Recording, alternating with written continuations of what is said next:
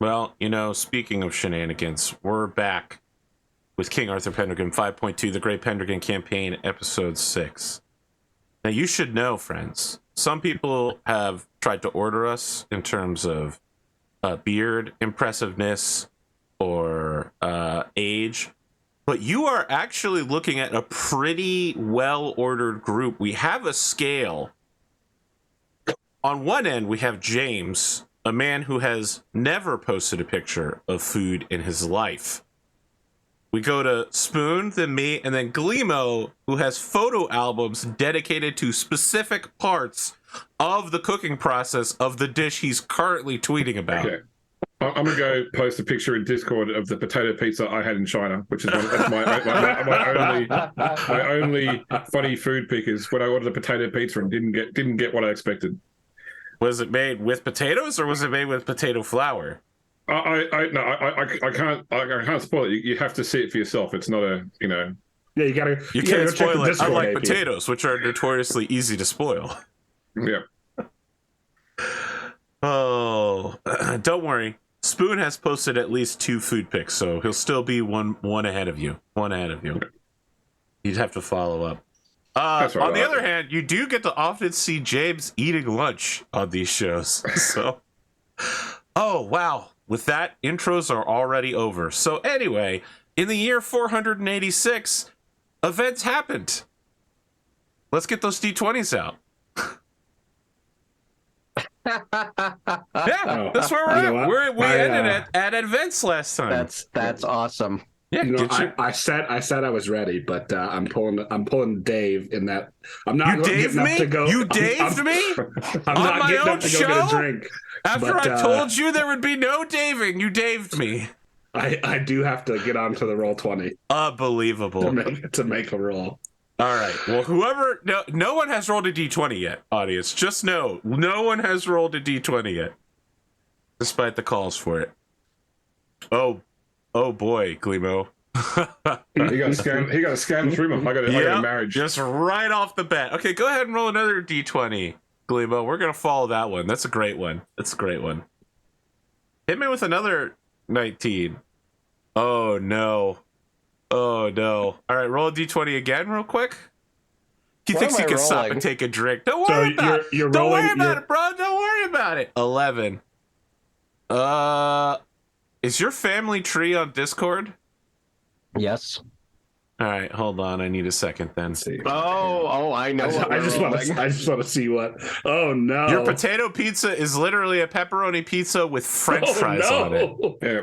And what's funny is the restaurant was upstairs from a Hungry Jack's, so I'm sure they just went downstairs and bought like fries to put on the pizza. Oh my god, that is unbelievable, James. Unbelievable. All right. I'm trying to find out where your... Oh, here we go.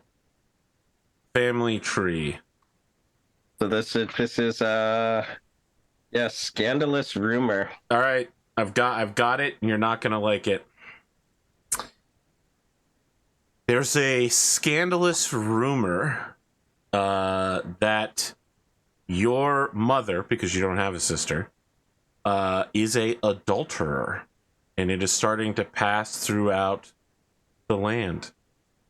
Now, of course, your father's dead, but there are rumors among the small folk that she sees many men in the night.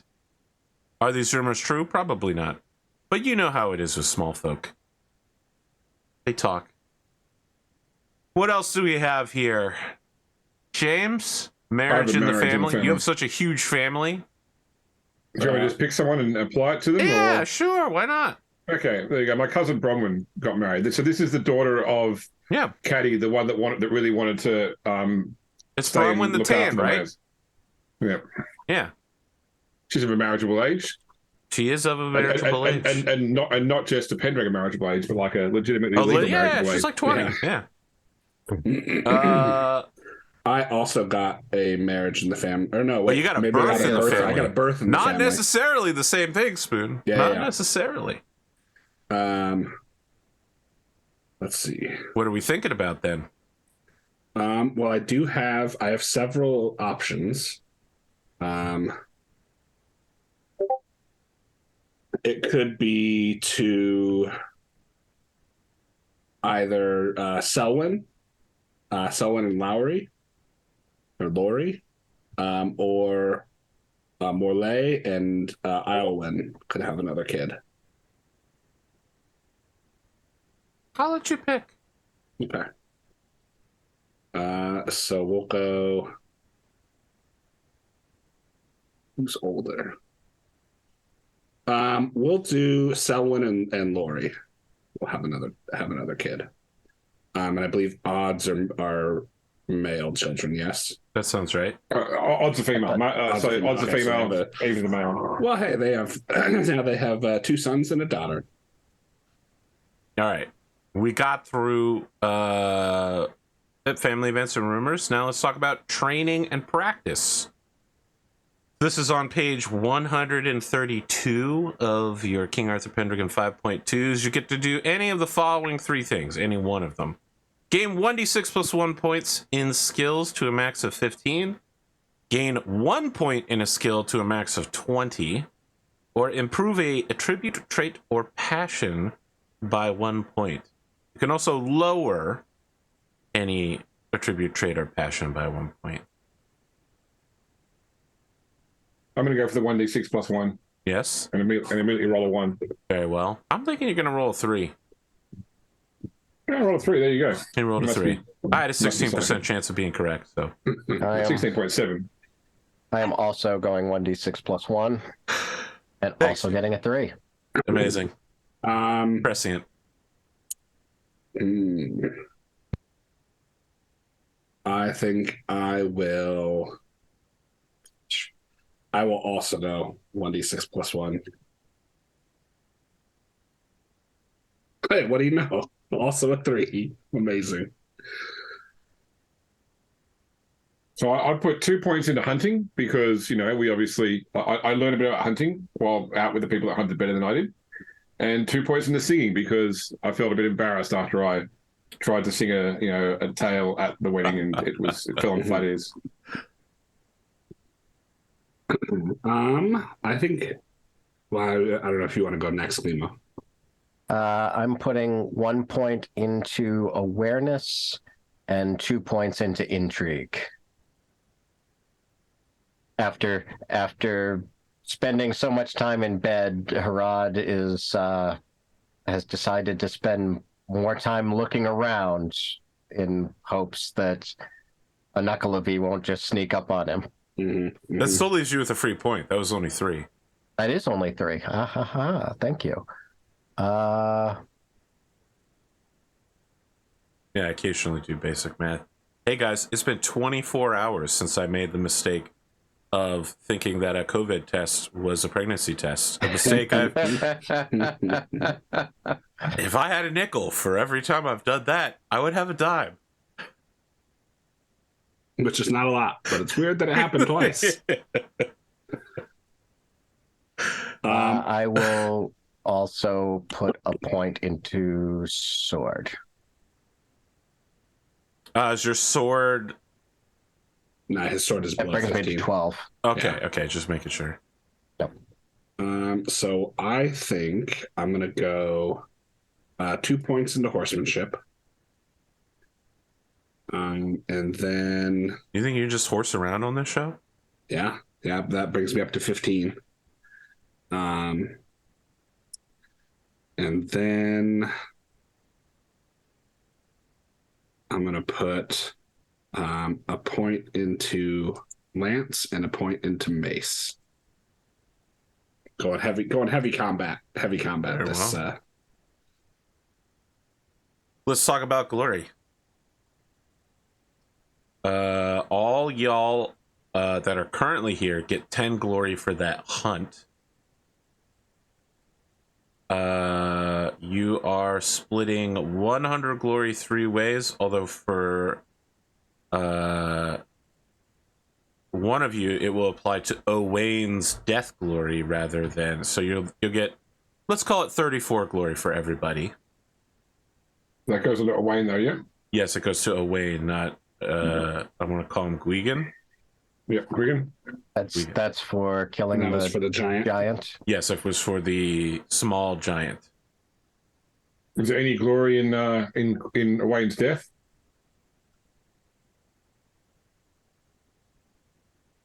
I think there might be a number for that in the book. There is. I just don't know what it is. I There wanna definitely is an amount of glory for dying in duty. It's either 100 or 1,000. I very much doubt it's 1,000. That is 1,000, as no. glorious as being knighted. Yeah, like if you die gloriously in battle, it's 1,000. Okay.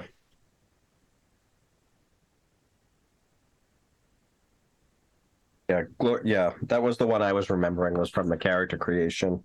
Mm-hmm.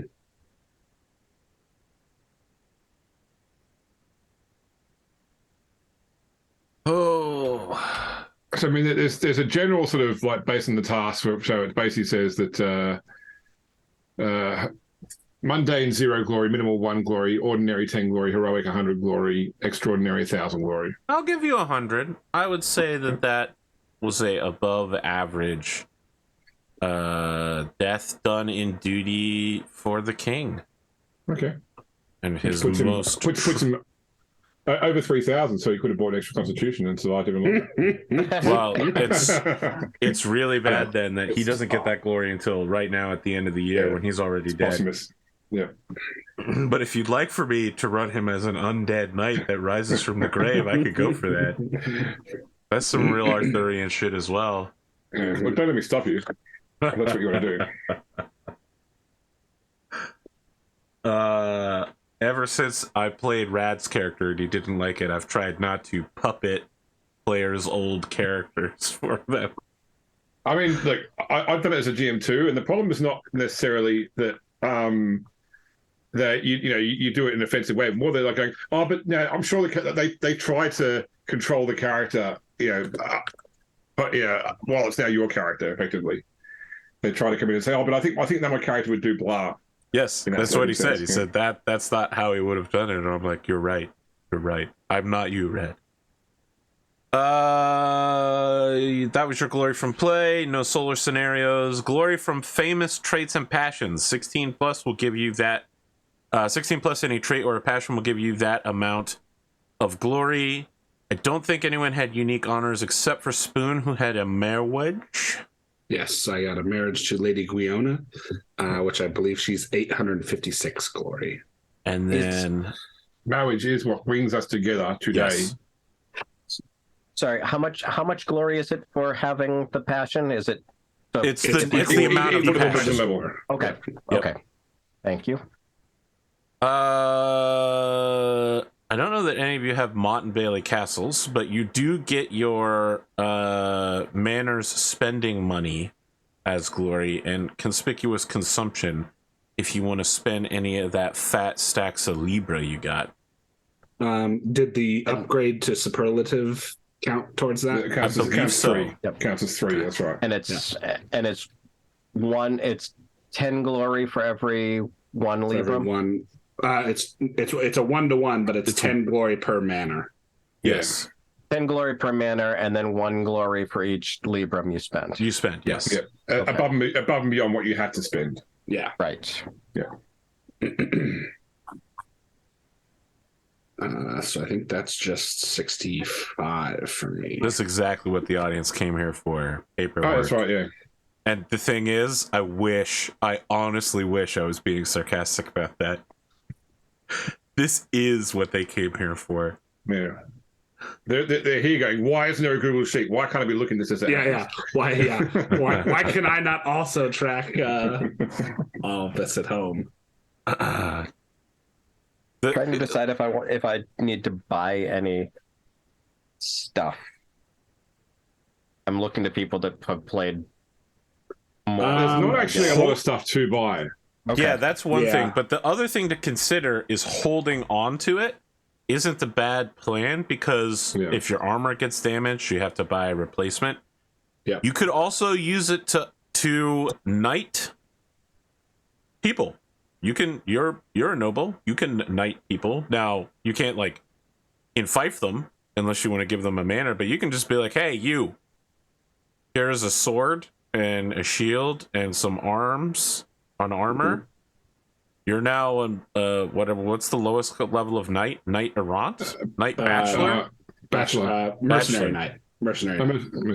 Well, I mean, I guess if you're knighting them, you're probably taking them into your household service. Yeah. So you're like a bachelor knight or a household. You could make bachelor knights. You could form your own cool posse of people you can roll up with. The other big one to consider that gives really good returns is hosting a tournament or a hunt or a feast of some kind. You know, those are the kind of moves that indicate that someone is ready to move up in the social strata. I don't think tournaments exist until the next time period. Yeah, not in the way that you think. Not like a tournament with lists and the joust skill or whatever, but you still can host a tournament. They still happen. In this time period, they'd be called the Trojan Games, at least according to the splat books that we're not using. Okay, well, or a grand melee. Yeah. Yes, it would be a group of nobles beating the shit out of each other, and then probably a mud pit of peasants also beating the shit out of each other. It'd be a buffalo up, basically. I don't know what you just said. Do you know what a buffalo up is? What is a buffalo? I've never heard this term before. A buffer LARP, as in live action roleplay, but you'd be using buffer swords, like swords wrapped in, or like a PVC pipe wrapped in foam, made to look like swords, so you can whack each other James, as we've discussed several times, I've never LARPed before, so you're saying a word that I don't understand. I thought it was the two words were one word, and then you separated the word LARP, and I still didn't know what the first word is. Yeah. Buffer. Yeah, I still don't know what I've heard you explain it, and I understand what it is, but it sounds like you're saying buffer to me. Like, yes, yeah, okay. That is what he's saying. That is what we're saying. It's offer with a B. Yeah, that's right. Because you buff people with your PVC pipe wrapped in foam. I want to pretend that it's the word nerf. It says, sounds like an SCA melee to me, and that's SCA, exactly. Yeah, wow, that's right. Incredible. We're just making even more words. Yeah. You know skating, Arthur? Oh goodness. Are we ready to head into 487, or is there anything? So, isn't there also a thing that if you have glory bonuses? Yep.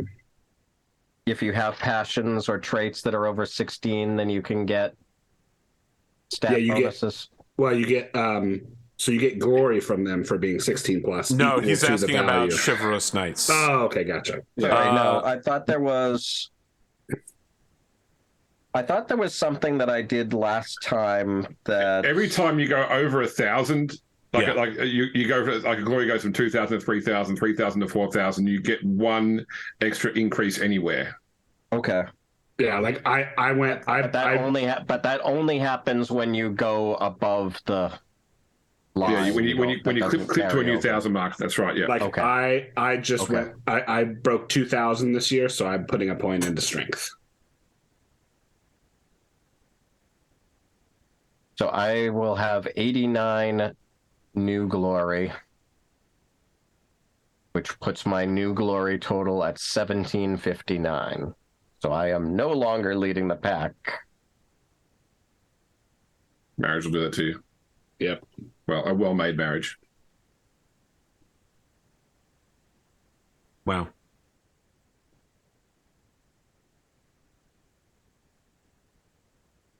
Well. 3 holes in the ground. Everyone ready to do this? Yeah. The screen goes black. The numbers 4, 8, and 7 appear. But you know what? Let's make it fancy. They do it Roman numeral style, so it's probably like IV, IIX. Oh, that's actually the worst way to do it. It would be the individual numbers. Oh my god. No, I have to stop. That's worse. But yeah, you hear that Salisbury will be blessed this year. Not only is the king showing up for the Pentecostal feast, He's going to be remaining through Christmas, so he's basically going to spend something like 30 weeks in Salisbury this year.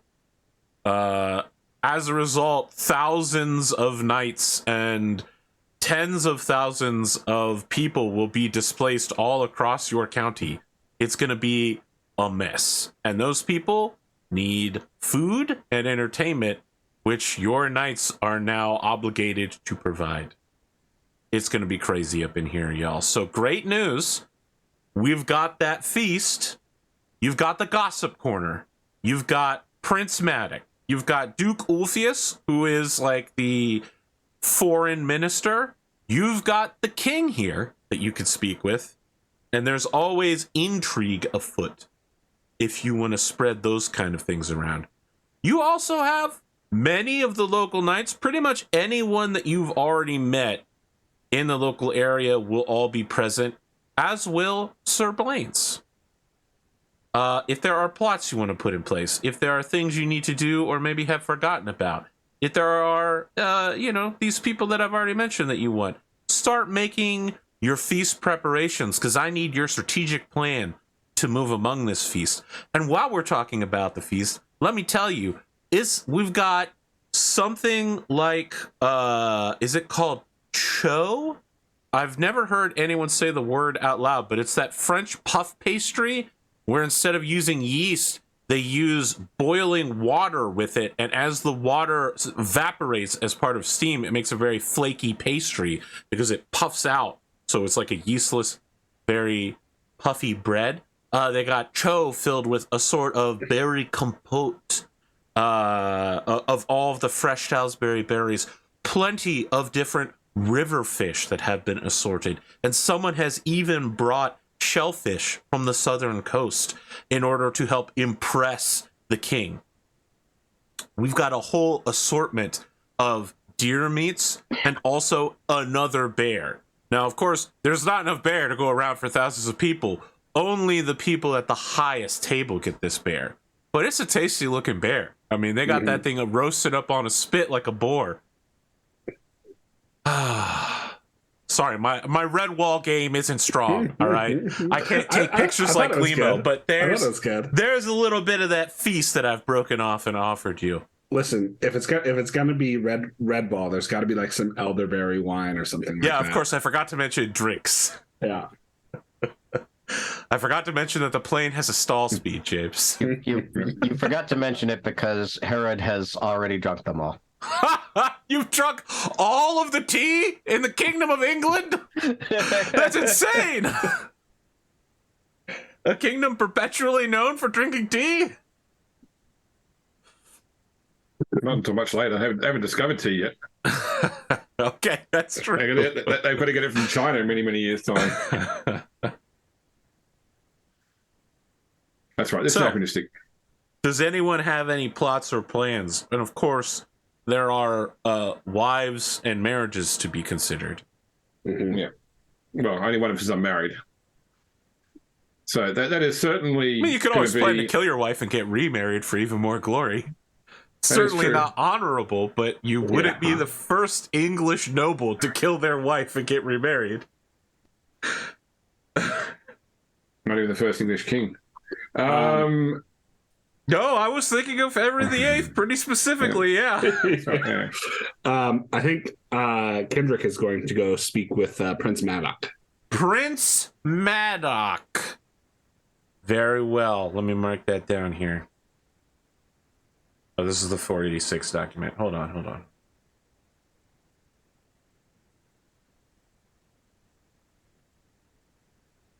Because I think I've gone and talked to him at each of the previous royal feasts that we've been at. I think you missed one because James definitely talked to Madoc at least once. Okay. And you guys have never doubled up. I think we both went through one thing, but I also rolled. Someone spoke to him and got like they got his version of I'm telling everybody the same thing over and over again. And you had a personal conversation with him where you thanked him. That's right. Or you congratulated him on becoming the official prince. All right. Yeah. Kendric, you approach Madoc. Normally the lines of these things are quite long. However, your status as a local has afforded you early entrance to the event and also a bit of a jump in the line. Matic sees you probably before the sun sets. Mm-hmm. He looks like someone who is trying not to appear tired as he resists running a hand through that classic black hair spiked over the front, and he says, "So Kendric, My these prince. are your lands, are they not? This is your local county." Yes, I am a knight of Salisbury, my lord. "You have come to hear the king's proclamations?" I have. "There is a admiral here talking about the invasion of Frankland. He's seeking volunteers to raid the Saxons up and down the coast of the Saxon shore. The objective is simply to destroy as many ships as possible." Excellent. I'm always looking forward to a scrap with the Saxons. Oh boy. All right. "I'm preparing myself. This will not be the first time this happens in the campaign," he says. Sure. "The person you are looking to speak with is Admiral Gwynwyn, son of Naff." The kilts. You have to love them. Yes. I shall make a point to speak with him. "Remember, sir, that you must also get permission to leave from your lord." Of course. How are you enjoying Salisbury? "It's warm."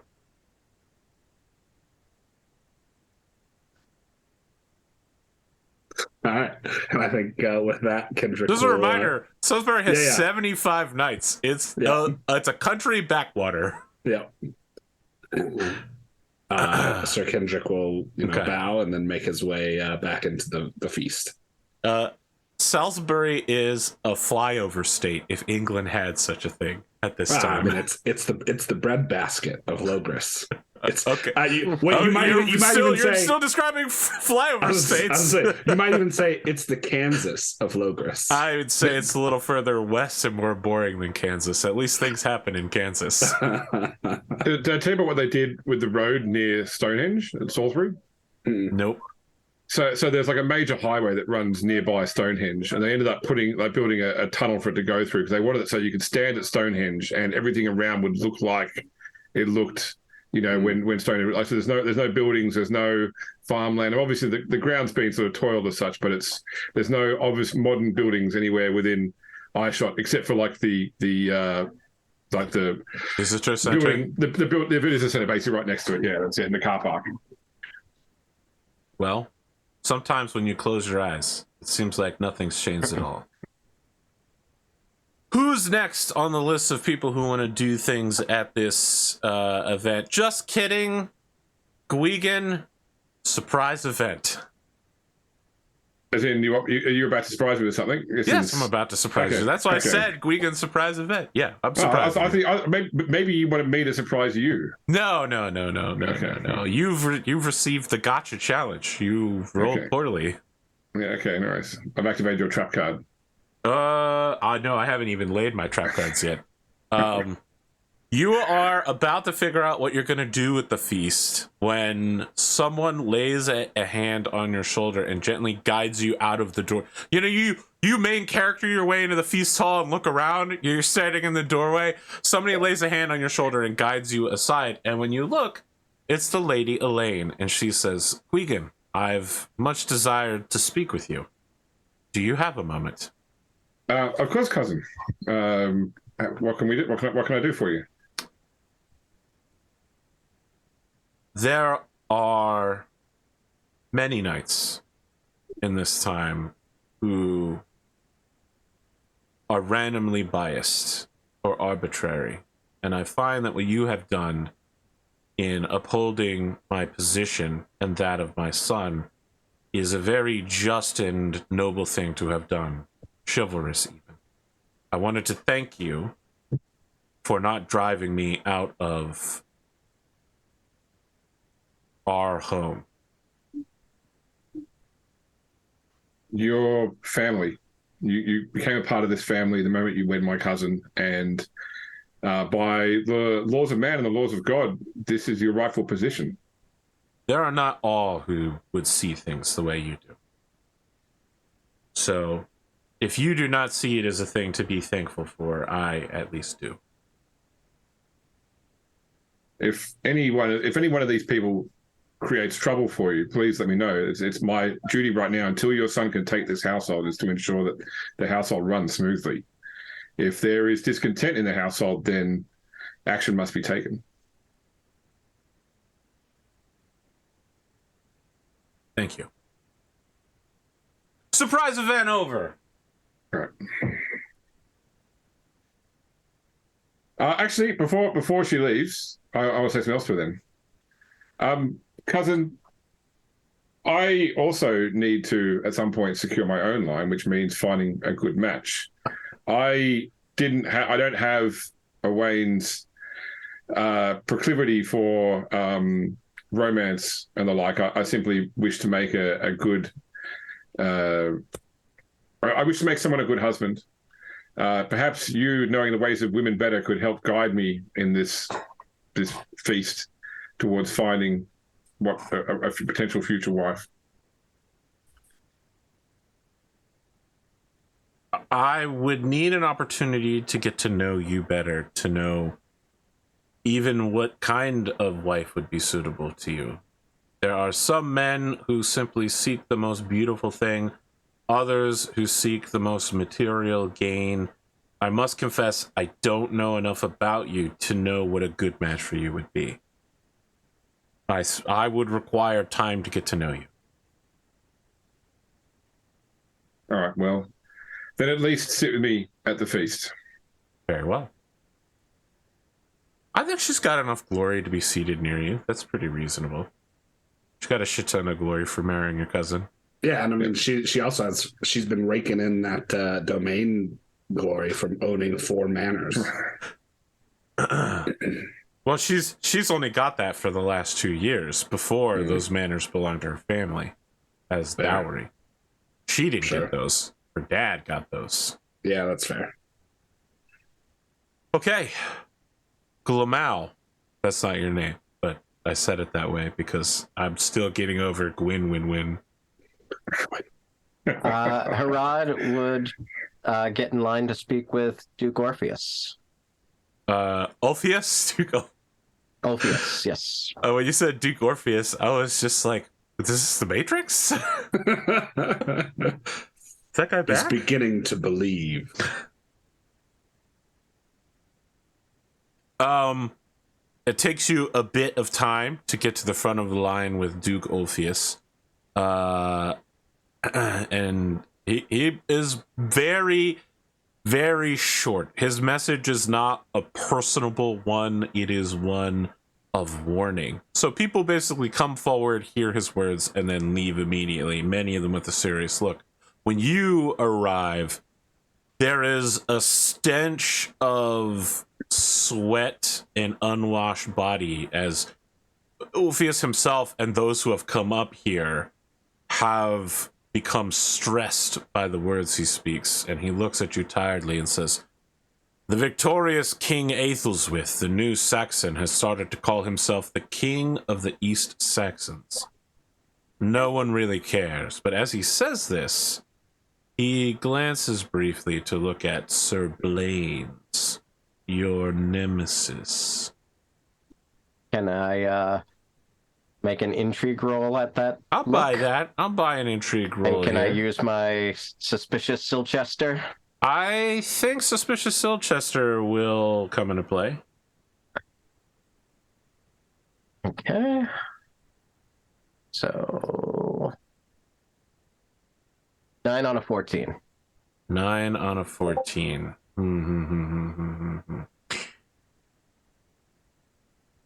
My man, let me ask you a question. Who do you think the Duke of Silchester is? He's the man sitting directly in front of you right now. It's Ulfius. So Ulfius looks over at his most trusted knight as he says, no one really cares about the king in the east. And you, on a 9, you're thinking, is like actually going, oh shit, this guy's gonna come fuck my shit up. This dude, this is my new neighbor, is this Aethelwis motherfucker. What he's saying out loud is what Uther tells him to tell people. But what he's saying, subtext is, I'm fucked. There's a new Saxon king in town, and it is a problem for me personally. Just so we have some context here, Aethelwis is the one in Essex. I believe Essex is what they call East Saxony. Yeah, so East yes. Saxony, so like Colchester, Malden, that area. Yeah. Okay.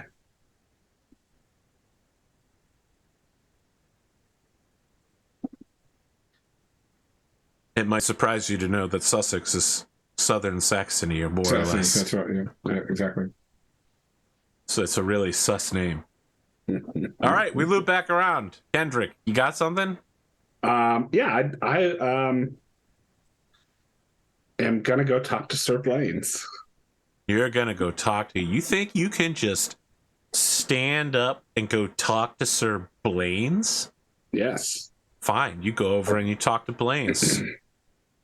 Blaines is somewhat ahead of you at the feasting tables. Mhm. As a more honorable knight, he is gathering around a group of knights whose sigilry and heraldry you believe. Yes, James, I know it's not a thing yet, but let's pretend it is. Otherwise, there's no way you would know that these are Silchesterian knights. I can't just say they look like they're from Silchester. That would be like being like, he looks like he's from Dover, Delaware. What does that? What does that mean? You know, It's personal heraldry, but certainly like family heraldry exists. Sure. Yes. So, yeah. These knights appear to be Silchesterian for the most part, although interestingly enough, there are some knights from lost lands from east of Londonium that are represented here. And he appears to be having a small discussion on hunting as you approach. He nods, continues talking about I think as you approach, he was saying something and he slightly alters what he's saying as you approach, and just says, and the Goths we've seen lately are more numerous as of note and have been extremely protective of their territory in the forest. It has been a problem as of late. He nods as you approach and says, I remember you. Sir Kendric. Yes. It's a pleasure to see you again, Sir Blaines. Yes, I remember now. It took me almost 20 minutes to dismember that man. Do you know that? I would not know. We left soon after. Yeah, remember he ran off into the woods chasing a man. Yeah. on horseback, I believe. Yeah, he's bragging, essentially. He's bragging about murdering somebody. Yeah. So how have you found the hunting along the border recently? Oh, I have heard that you have found it perhaps much better than I. A red deer of substantial size along the border. We have missed out. Silchester is town one deer, I suppose. It was a fine hunt. As a result, there have been many Gussicks along the border, which is a problem for me. If only, my good knights, there were more Merlins. And everybody's like laughing, like, what a jest. What a jest, this guy.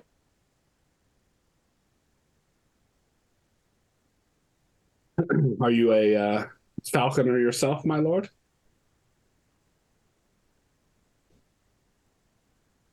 You don't even need to roll. He lies to you, to your face. And it's obvious. He says, oh, yes. I'm quite the falconer. Completely enamored with. I'll have to send my friend Sir Herawd over. He is well known to the birds of prey himself. I cannot say that I am unfamiliar with Sir Herawd. I find that the man's mind works in such strange ways. Would you not agree? I mean, no insults, of course. He is a different kind of knight. Would you not agree? I would say that Sir Herawd is one of the more learned men in Salisbury. You are aware that whatever Blaine's is about to say next is 100% going to be a nasty joke. It will be an insult of some sort. And he says, well, I must say, when it comes to Herawd, I believe he may be a bit more of a sparrow hawk. Some of the people laugh cruelly, like, and some of them just laugh like, I don't really get the joke, but everybody else is laughing, so I'm gonna laugh. Sure. Kendric does not laugh. Just stone face through the joke because I hope you enjoy your time in Salisbury, my lord.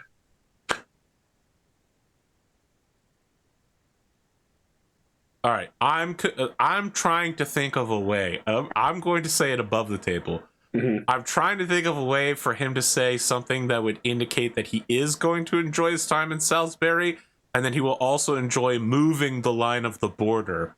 Sure. But it's tough for me to, on the spot, think of that cleverly for a man who is himself not very clever. Oh, I love Salisbury. It's becoming so much more like Silchester lately. That's what he says. The ride from the border gets shorter every year. Oh my god! No, that one doesn't make any sense. Right along the same board, it would always be the same distance. Well, no, because if he's moving if he's expanding Silchester's border into Salisbury, but that would make the border from his house longer if he extends it. Yeah, but from the border, it's shorter every year. Right. He says something like that, something that is cruel and not as clever as it could be, and is basically almost an outright threat. And with that, the knights who laughed cruelly earlier give a much more hearty chuckle as he essentially dismisses you. Whether you accept that dismissal or not is up to you. I think Kendric will just say, "Enjoy the feast," and walk away. As you're walking away, he turns to the rest of the group and says, "I will enjoy whatever I can take from Salisbury." And he reaches down on the table and picks up, I don't know, a pear. I don't think pears are native to Britain, but it's anachronistic. He just bites the pear and juice dribbles down into his beard. He Denethors it, for sure. He Denethors it so badly. It's just the most disgusting eating habits. He wants everybody to know that he's super evil. All right. Next in line, who wants to see somebody? It's this feast is happening so far. We got great stuff happening. Yeah. So, I would actually like to go and speak with one Kendric to Pitton. Okay. Very well. Kendric. So I caught you between other meetings. Yeah. So this is really my first Pentecostal feast in this sort of environment. I've always just been I was shaping up to be a bachelor knight, but now this is a bit different. What should I be doing here? Is there anything that, as we as a group, should be looking out for, or?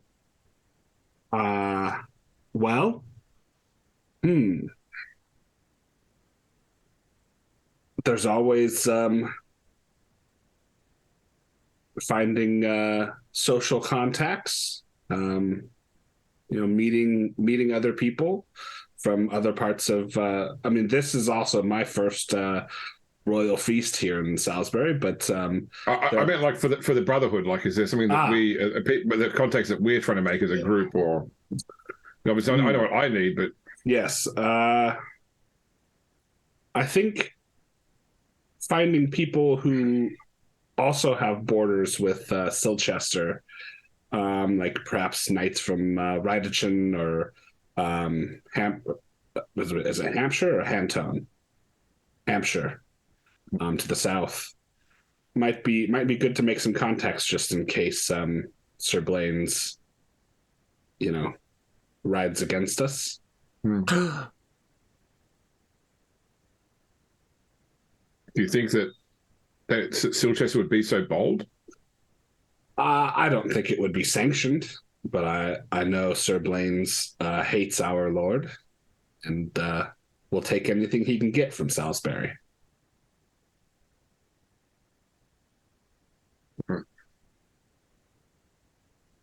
There was also, I don't know if you heard the rumors of the Star Sword.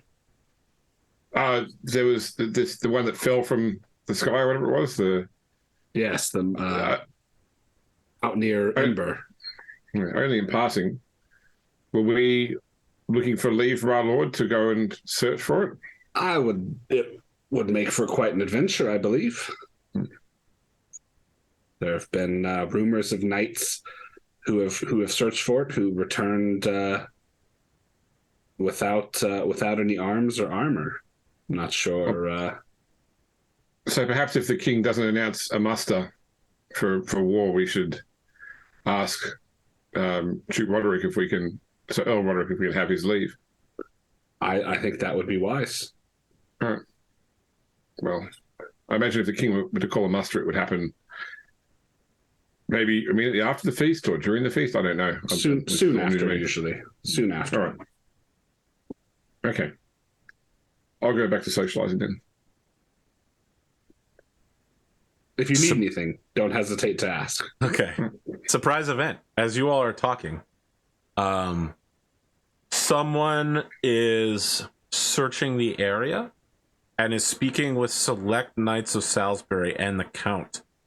Many of those people are leaving the feast to head somewhere inside Gwgan Castle.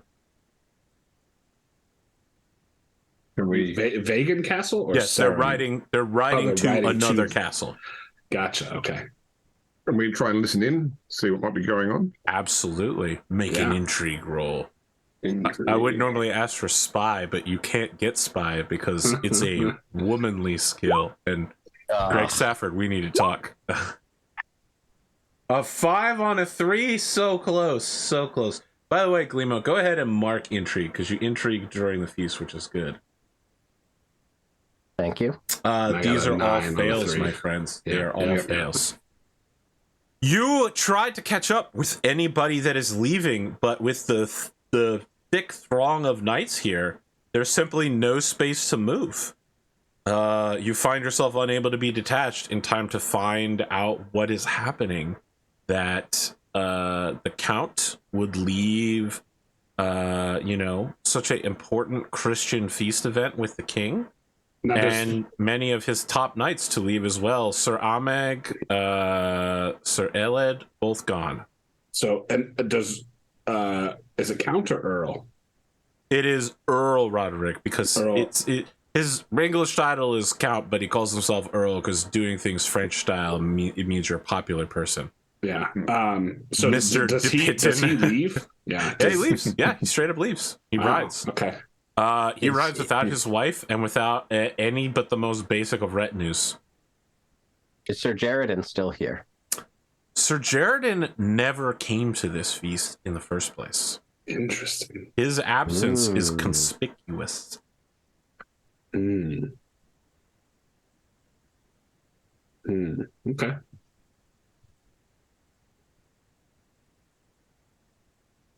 What do you think's going on? I don't know. Something to the west. Should we ask Lady Jenna, or is it not Jenna? It's his wife's name. Lady Ellen. Lady Ellen. Should we ask Lady Ellen if she knows, or would that be inappropriate? I think we could inquire after the Earl. Didn't she marry her handmaid? I did. That's a great point, Sir Regan. It's the second handmaid, but sure. Yeah, I will go to my wife. You go to your wife. She is looking for you, and she pulls you aside quietly and says, "Something has happened. From out of the forest to the west, Sir Jaredin came naked, dragging the dead body of Sir Lycus. Holy He shit. found the first person he could find and began speaking French to them and then collapsed. Sir Jaredin does not speak French. I don't believe he knows the language. Lycus is dead, and his family is preparing to mourn. Jaredin has been taken to Vagon, where he is recuperating, but it could be weeks before he wakes up, if he ever does." Thank you, Gliona.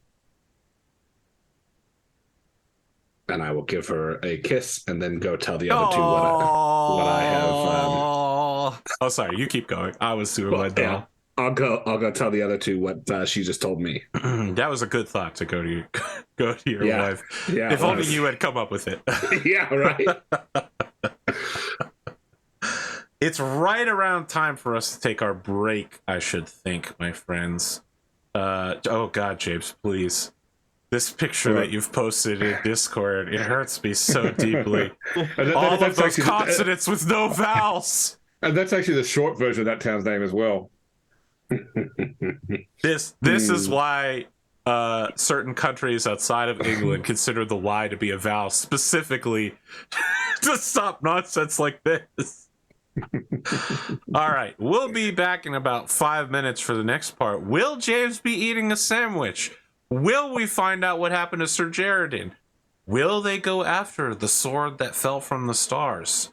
We'll find out in the second, third, in the middle part. In the middle, I really got to nail that down. Skills that she can have. That would be great. Thank you, because I don't own that book. Sorry, we can get back. Sorry, We're back. What can I say? You're welcome. No, I don't think I will say that. What do we want to do here? There's hubbub. Are any of my brothers-in-law still in the castle? I think that almost certainly your inheriting brother Santoro is not here. Angwin is also not here, so it's probably Gron the Black Hammer and Aiden the Prideful are still here. It seems as if they are trying to present a face that nothing is wrong to people who are not from Salisbury, and even for those in Salisbury, those who aren't in the know. Right? Like, not even you guys knew.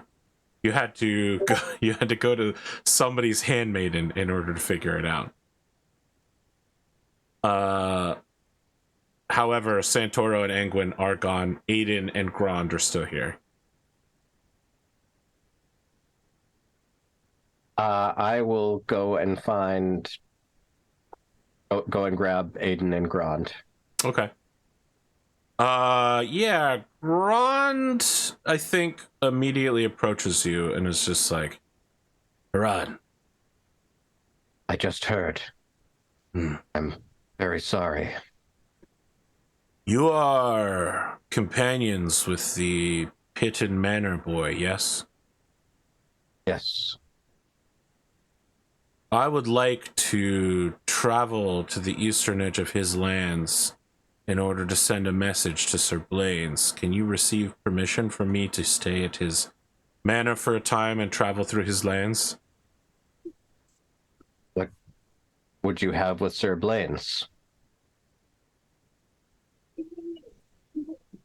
Yeah, sending messages is a very loaded term. Yeah, well, I said it specifically, James, and someone picked up on it. No, I'd love to send a message to Sir Blaine's. My father was known as the Assassin Knight. Salisbury has a small contingent of knights, many great and storied knights.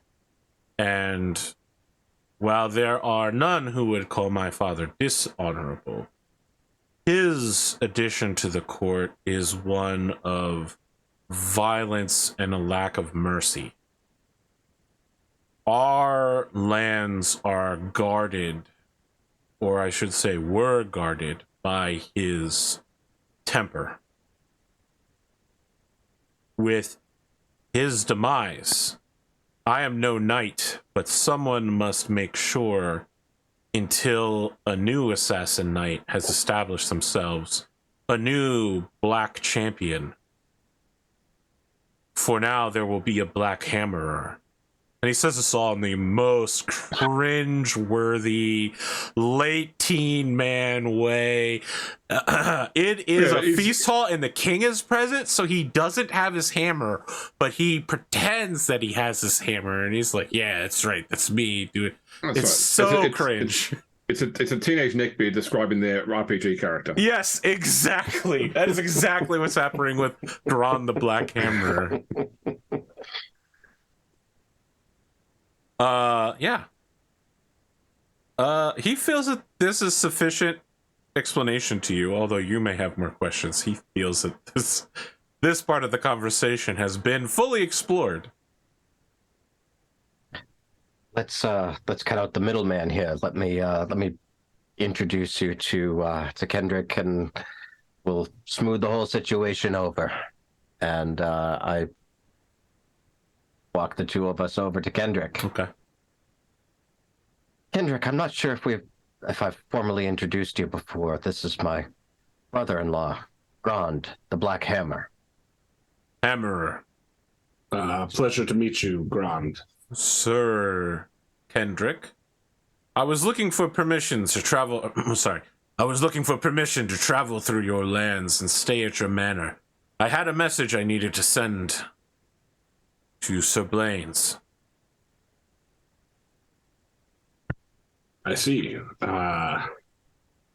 When exactly were you planning on making this trip? Now.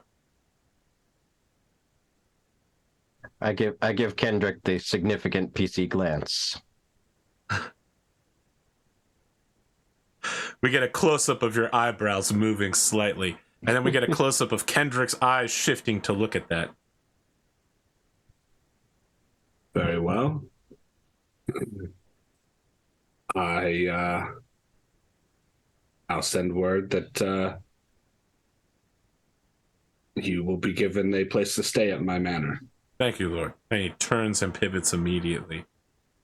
And in the most cringeworthy way possible for someone who isn't a knight, as he's walking through the halls, you can hear him shout, "Someone bring me my hammer!" Just remember, the king is present, as are thousands of knights here. Yeah. Kendric looks to Herawd and goes, "What did I just agree to?" I'm hoping that one of two things is going to happen. Either he's going to take care of our Sir Blaine's problem for us, or he's going to cause such a diversion that it will keep Blaine's and Silchester busy while we figure out our next moves. Very well. Either way, I think it's good for us personally. I suppose we will find out. At this point, now that Herawd has stopped any immediate problems, he will go and find Harfin, and if she doesn't already know, he will break the news to her that her father is dead. It is devastating news to her, but the good news for you is that a number of her skills have suddenly shot up during the feast. I'm making light of a terrible situation, but during the break, we talked about her skills, frankly, are shit. And James has suggested an alternative. So while her stewardship is not going to immediately shoot up, she is picking up a number of other skills. And Glimo, if you could mark down that she has a spy of 8 as well. I was going to say, she should be the next assassin knight. She has a spy of 8, and that will go up every year. So I guess she technically has a spy of 9 right now, until it hits 15 as well. She was raised in a household of, quietly in a household of very brutal people. What do all of you want to do next? Certainly much has passed at this feast already. There is still some things to do, but no one would look askance if you withdrew after the news has begun spreading. When do we get food? Anytime. I described the food at the beginning, James. Oh, okay. I thought this was all like the before we sit down to eat types of conversation. I feel like you can eat during all of this. You know, it's okay. it's one of the like 7-course meal things. You eat while you move around and talk to people. Yeah. I just didn't want to miss out on the food. That's all. No, of course not. Gwgan, you get all the food you want. You're a knight of Salisbury. They're not going to shortchange you here. All right. You get the blueberry compote chaud. I'm not very indulgent, unfortunately. I'm Christian, so. I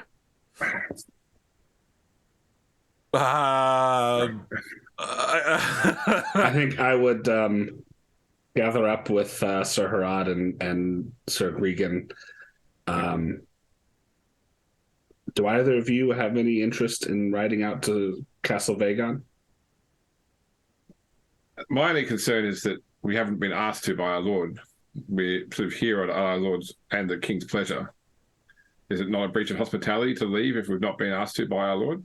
I mean, we would need to ask permission first, but it is something certainly that I think we could swing with Sir Herawd being a son-in-law and all. All right. I was just asking if either of you had any interest. Happy to. Yes. I'll go with the group. Who are you going to get permission? I mean, we'd be going to the king, right? Oh my God! You're gonna go to the king like, to ask? Like too many rungs up. Right. we would know who to go ask. I feel like that's true, but with the absence of in order, the Count, Sir Elid, and Sir Amig, I feel like the Countess is the. Sorry, I said Count, but Earl, but yeah, it's probably her opinion would have great sway here. Mm-hmm. I actually don't know who would be beneath those three, because those are the top three.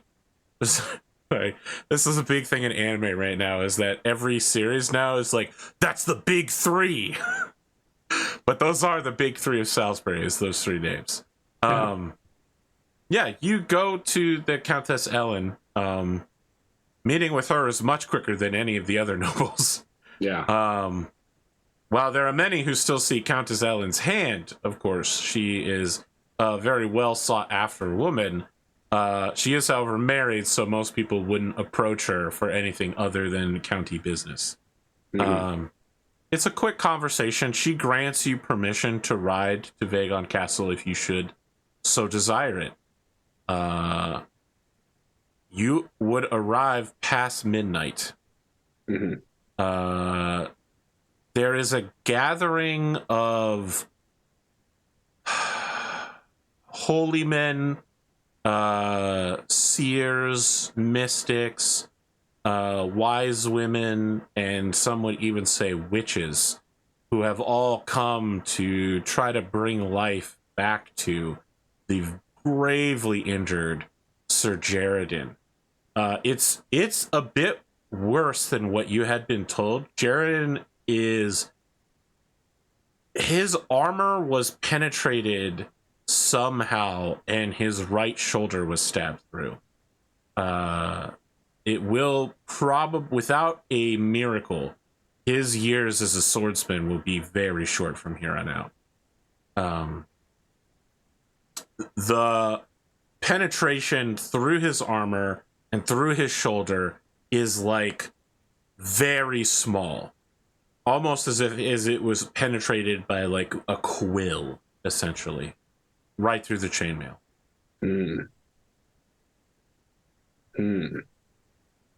Interesting.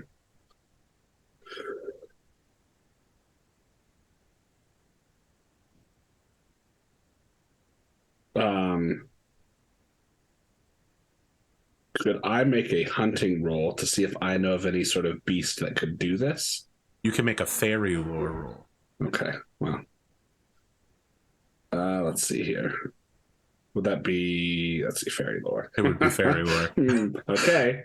That's a fairy lore roll. What skill is that? No. Come on, skill bargaining.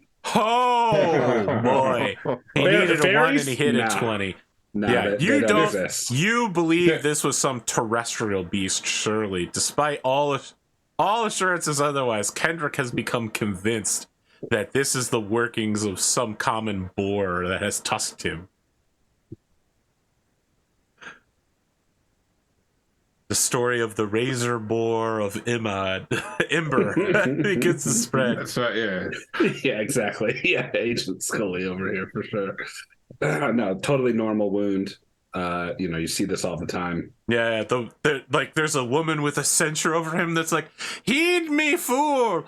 This is fairy magic," and you're just like, "No, this is normal." It's magic! I swear, you'll be cursed if you don't listen. Whatever. Did the boar gore his companion into speaking French? Well, that's a good point.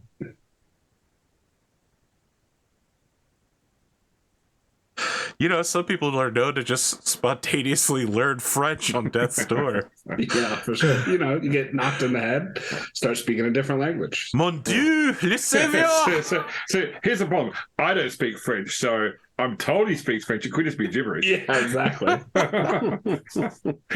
It certainly sounds like French, but Yeah. He keeps doing this all the time. That's why he speaks French. There's just, whenever he speaks, there's just an air of arrogance about him that makes him seem so confident. So is he within danger of dying? Yeah. Okay. Ugh. Are there women here that can take care of him? Yes, there's a whole castle full of women who are currently taking care of him. Okay. And he appeared out of the woods naked, dragging Sir Lycus's corpse. Okay. Mm-hmm. Speaking French. Yeah. Where is Sir Lycus's body? Sir Lycus's body is being prepared for a Christian burial in the chapel. Mm-hmm. How hard would it be to gain access to the chapel? I was just about to go. Herawd, yeah. This you is just go with sure. Herawd. That probably will not be an issue. He has been beaten. His body is severely bruised, purpling. It almost seems you're not really sure how long he's been dead because it seems as if it's not properly decomposing.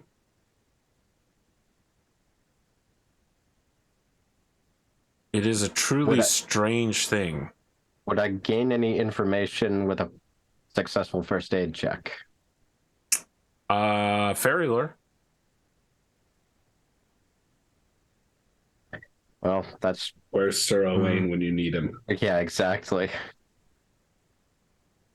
Do not have any points in... Wherever Sir Lycus is. Wherever Sir Lycus is. Oh, man. I think you should have a 1 in fairy lore. Everyone's got 1. I got a 1. So you got to fight. You got a 5% chance, buddy. You know what they say, you miss 5% of the shots you don't take. I'm trying to decide if it's worth trying to call upon a passion. What passion would you call upon for this? Love of family. Interesting. I mean, that gives you a much better shot if you pass the passion. The failure might be dangerous, however. But if vengeance is on your mind, I implore you to go. Why not? I succeeded in my love of family. So it's a +5 now to the Man roll. who's friends with his father-in-law, his dead father-in-law. But I Oh, still no. failed. Yep. Yeah. That's bad. All right. So hold on.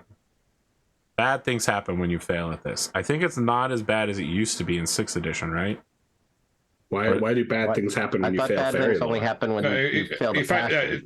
yeah, but you didn't fail the passion. You passed the passion, but failed the I thought skill if you roll. failed to accomplish the task you were impassioned for. Am I crazy talking here? I think that may have I might changed be. in 6th edition. You mean 5.2? Well, we are we're using the using 6th updated- edition passion rules because they're Oh, okay. the 5.2 rules are what I'm familiar with, but they're also very brutal. Like failure is super bad. Yeah, they're extremely punishing. I saw Ticking Time Bob in the chat earlier. Only we could call upon him for.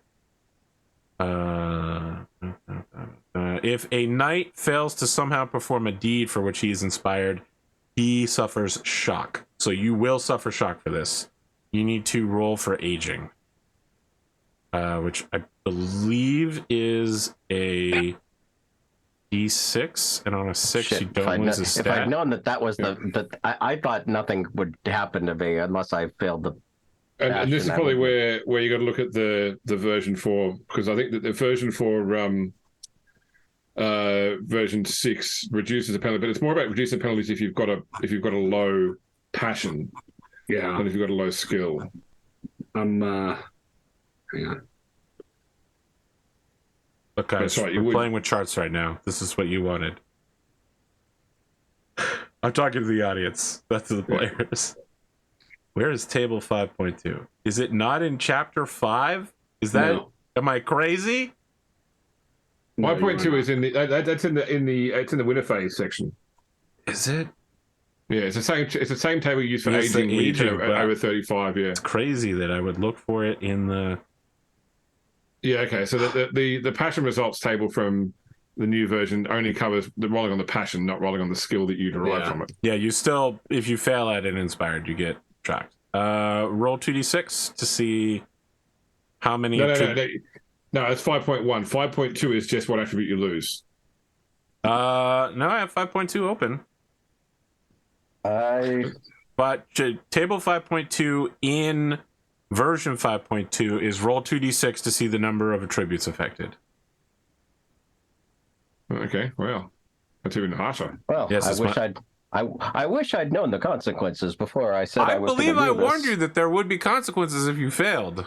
I thought it was just if I failed the passion. Well, That was this is just your first this is- character, Glimo. yeah, Don't worry. exactly. Don't worry. My mistake.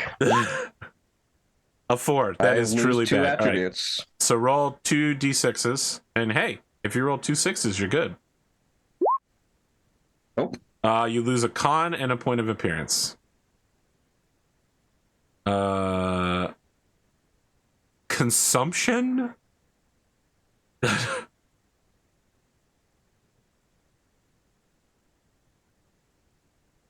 All right, he's got the consumption, which I believe that's code word for tuberculosis, right? Yeah. For some reason, when I was growing up, I thought it was code word for being Irish. Because someone told me, you know how it is when you're a kid. You're like, "What's consumption?" And someone's like, "It's an Irish thing." I don't know.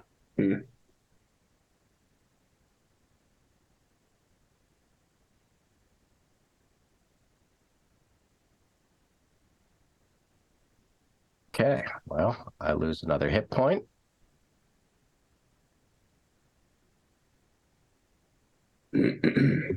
All right, and we don't learn anything more about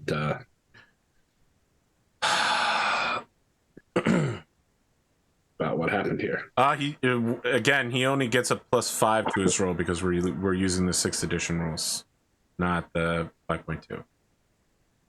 Right? Yep. Yeah. Yes, That's right. that sounds right. Okay. You delve into your knowledge of strange happenings, and much like Kendric de Pitton, you come to the same conclusion that this must be a terrestrial wound. Your mind simply can't accept the fact that magic has worked its way here. It's not that you don't believe in magic. It's just that magic is a thing that happens, to somebody wizards. else. It's not something that happens to your father-in-law.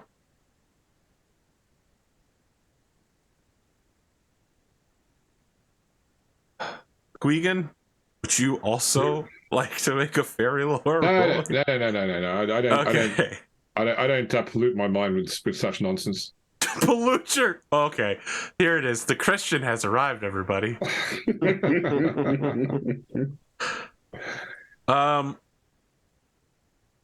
The father comes over and is just like, from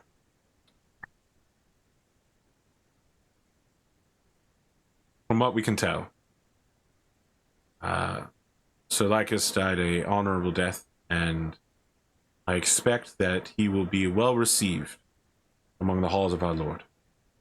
Did you know this man? It was my father-in-law. My condolences. Is there anything I can do for you in this trying time? I just wish I could understand what happened to him. Where was he found? I believe that a young knight was dragging him out of the forests east of a small village called Imber. Imber. Have you heard of it before? They say a scary bear was slain there, but 2 years ago. Yes. I slew that bear. Sounds like you're familiar with Imber then. Quite. I have a lay brother there who answers to me. His Old name guy? eludes me right now. He is Old guy? Old Gar. Yes, that sounds right. You've heard of him then. I have met the man. If you want to know more, you may want to speak with him. He is knowledgeable about the affairs of the forests of Imber. He married my friend. He married his wife too.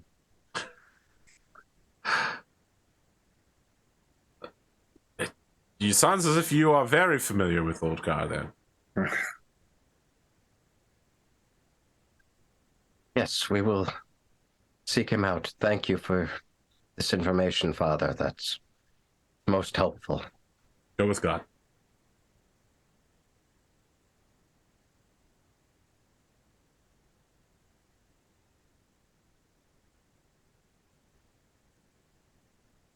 So I feel like as you leave, we're just gonna get really anachronistic and like nuns come out with like white cloth and begin wrapping his body as a choir begins singing in the process. The lights, it's midnight, so like it's all flickering candles and someone begins dimming the lights, so it's all very gothic and dark in here. They're singing "You Can't Always Get What You Want," but not the copyright version, like a cover. The one that's like chanted by school children. Yeah, of course. It's exactly what's happening here. So, I think the questions come: do we simply ride out to Imber to deal with this, or do we seek our Lord's permission first on the risk that he may not give it to us? I mean, I think now that we're out here, I think we are free to our own devices. You give Kendric to Pitton an inch, and he'll take a Kentucky mile. How far is Imber from here? I believe it's almost 2 days' ride. From Vagon? From Vagon? Yeah, right? I don't think so. Isn't that how the beginning of the adventure goes? It takes you... Oh, sorry. It takes you a day's ride. So you're supposed to leave the next morning. Yes. All right. It's 1 day's ride. Okay. However, did you bring all of your nightly gear and your horses with you right here and you're leaving at midnight? Or perhaps you'd like to sleep and gather yourself up and leave the next morning? No, I think, yeah. Because Arthur will give out fatigue points. Yeah, no, I don't think Kendric wasn't going to leave tonight by any means. I give Gwent the nod to make sure everything's ready in the morning. The Gwent nod. Yes, of Yeah, course. that's right. He stops playing a game of cards in the corner with the other squires and begins gathering your things. Be right at dawn. Very Very well. well. You arrive at the outskirts of Imber the next day. Who is with you? Your squires, and that's it? I'd guess so. Yeah, I mean that's all we left the feast with. So Okay. The 6 of you and your nightly equipment.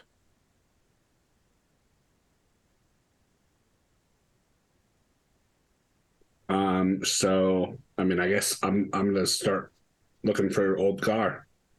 Okay. You find Old Gar about 30 to 40 feet away from his house, peeing on a tree, and going, oh, in the process, you know, someone who clearly has prostate problems in the morning. He hikes back up his trousers and turns and he goes, Kendric! Old Gar. He's having trouble seeing who you are, and he goes, "Oh, welcome. Yes, I heard you have a Christian among your number now. Yes. That's all the sir. talk around here. The band of, extraordinary pagans now has a Christian among them. Yeah, it has really raised my standings in the local area. You want some of that wild hunt?" Wild Hunt. It's that the terrible alcohol drink. they gave you last time. Not this early in the morning, old Gar, but yes, we do have. Perhaps it's a blessing, Father. What can I say? May the Lord lighten your step as you make your way through his lands. Amen. You're the Christian then. Indeed. What's I your find name? it odd that I am Sir Gwgan. Ah. Yeah. I find it odd that I'm, as a Christian, I'm singled out.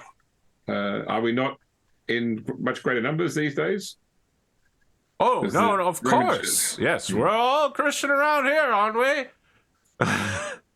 He says to like a group of people in the morning that are all like preparing to chop down trees and hunt wild animals, and they're just like, yeah, well, I guess we're Christian. Sure. There's some voice. The something of the axe, what they call you. It's well known that all of their members are. Well, some say you're the sons of Saxons, but I don't listen to those people. You're pagans, except for you. Yeah, it's a talk, and people love talking about their lords and noble knights. Gar, we come with sad tidings. Yes, I know why you're here. I've been talking around it. The quest for the sword has destroyed the lives of many knights. And I have heard that another pair was found on the eastern border. One of those was my father-in-law, so I'm hoping you can give me some information. Help ease his family's mind. I have no special knowledge of it for you. I can tell you that many who have left in search of it have not cleansed their mind and have set out in pride and arrogance, seeking something that perhaps does not belong to them. Perhaps they have the wrong intentions. This may be a quest more holy than many have thought at first. Greed and a lust for gold and power have driven dozens into these woods, and fewer have returned from it. Fewer still whole men, sane of mind and healthy of body. If you would undertake this quest, I would ask, what are you looking for? Are you seeking this magic sword from the sky?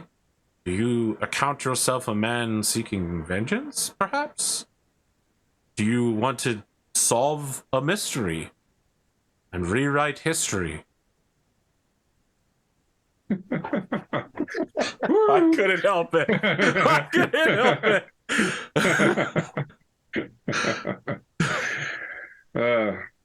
People who didn't live in the 80s will have no idea what we're talking about. Yeah. It's okay. It's okay.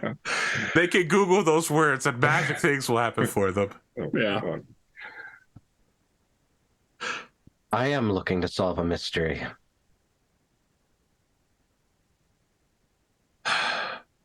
I do not know if that would be enough for many great knights. And some knights who are perhaps less than great have gone looking for this thing. But I would, again, caution you spiritually, though you are not of the flock of Christ, you are of Christ. Prepare yourself before you leave. Physically, emotionally, spiritually. This quest could be your undoing. There are some things that men are not meant to have.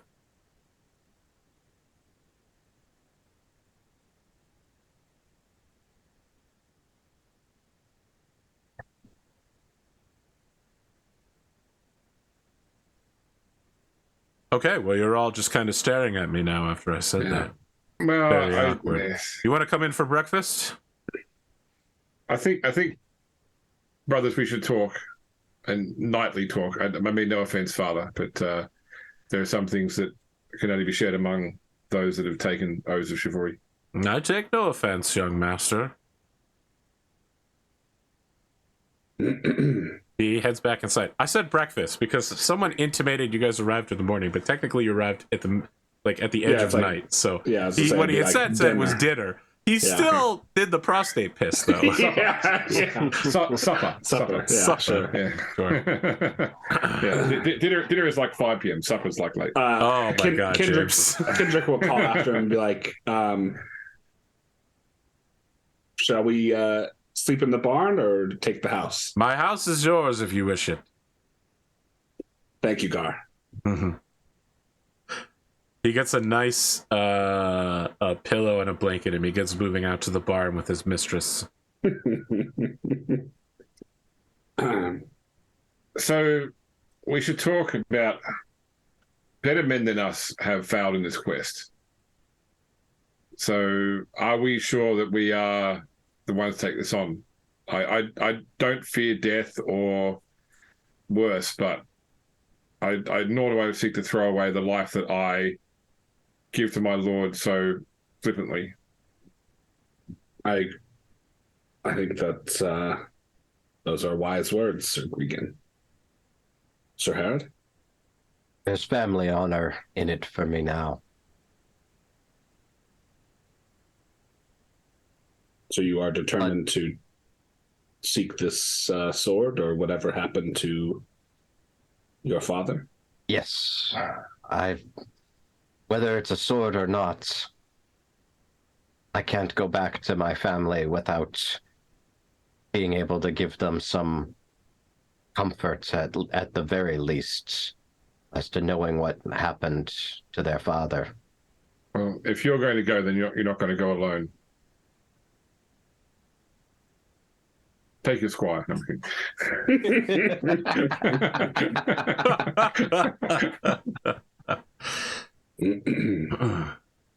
But I do believe there's some wisdom in what the old priest says, and perhaps we should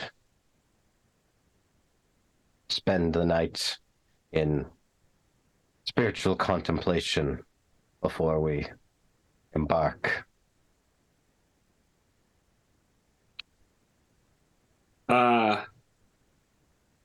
Do I know if anyone in the village or Old Gar keeps hares?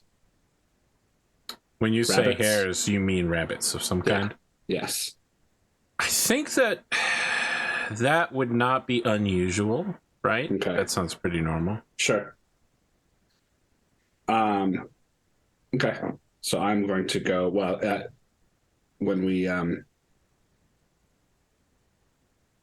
In the morning, I will conduct a divination of my goddess. Ooh, look at this guy. All right. I would spend the evening praying to Goivnu, the Okay. Celtic god of A smith? brewing and blacksmithing. Yeah. So, he will get some of Some of the wild hunt. Olgar's sacrificial wild hunts. It's And, listen, it's not just Olgar. This is a whole village tradition for poisoning outsiders humorously for their benefit. Everyone that is the two of you so far roll spiritual. Can I roll pagan? Religion pagan? Actually, spiritual is better for me, I suppose. I mean, I don't know that it's spiritual that is better or worse for you. I think religion pagan is a skill. Yes, Yeah. Spiritual is the act of performing spiritual things. Kendric, go ahead and give yourself a mark in spiritual. Nice. I'll talk Oh my about God. what you get out of it. I cannot get a roll tonight. Roll worldly real quick. Yeah. Oh, and of course, I passed at worldly. Make a check in worldly. Yep. What were you doing? You were offering drink? Yeah, I was. Yes. I feel like rather than offering it, you find yourself thirstily imbibing it as well, perhaps driven by pagan spirit, and wake up the next morning in the front lawn, sprawled out drunk. James?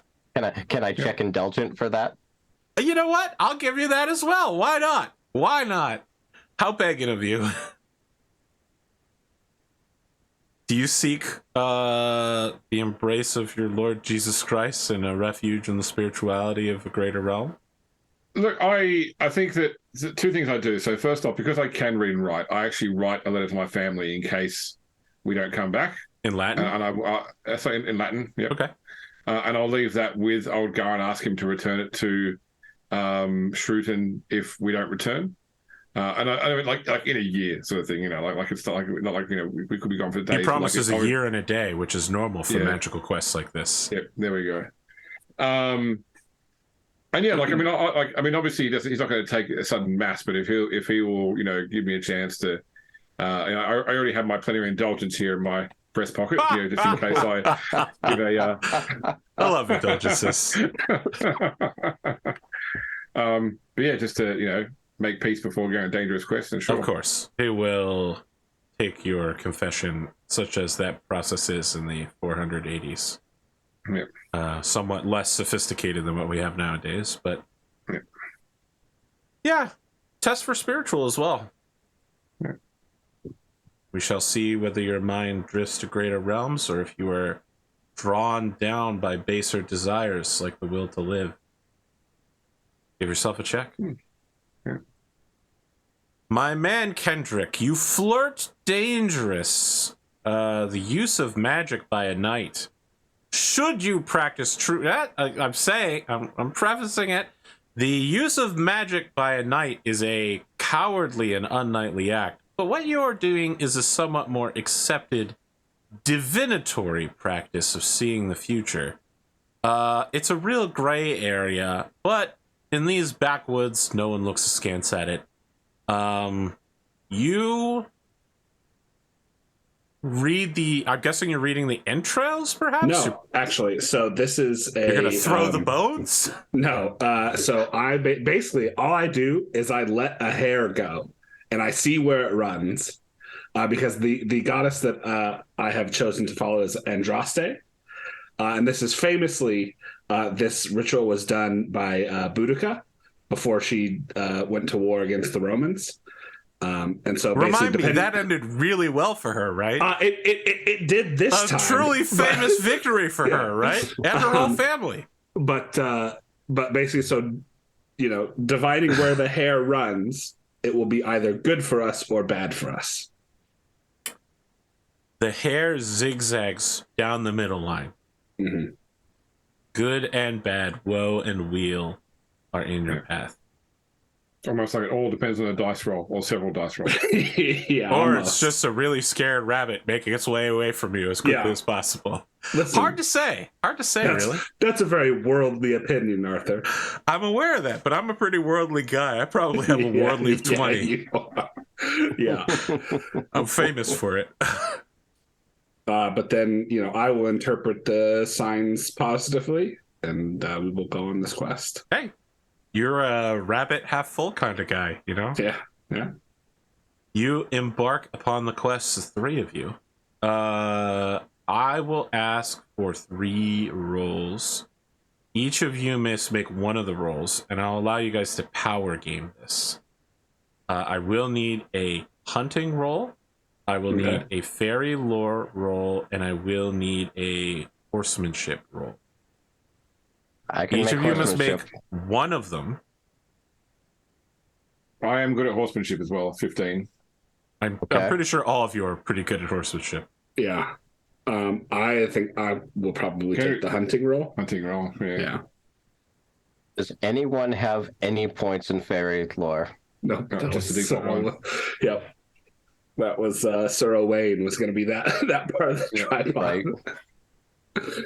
What's your horsemanship, Glimo? 12. Oh, I should do the horsemanship, and you should try it. We've all got 1% chance on, or sorry, 5% chance on fairy lore. You're a pagan. Very well. Let's do it. Okay. Oh, I should have rolled fairy lore. I rolled natural 1. Right. Oh, Jesus. Okay. Oh, fantastic. Well, James, you can mark horsemanship with a check. Yeah. The 3 of you ride for days with your squires, seeking any sign of the sword. It is truly difficult to look at a map and say that you know the terrain, especially when it comes to a forest. Someone will paint a forest onto a map and say, that's a forest there. What lies within it in any time period without satellite imagery, and even then, is still quite a question. 3 of you going about looking for a single sword fallen from the stars.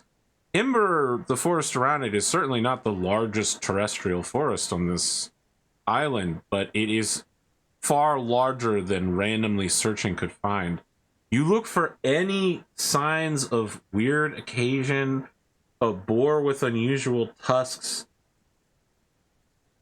After about 6 days, the 3 of you find yourselves seated around a campfire.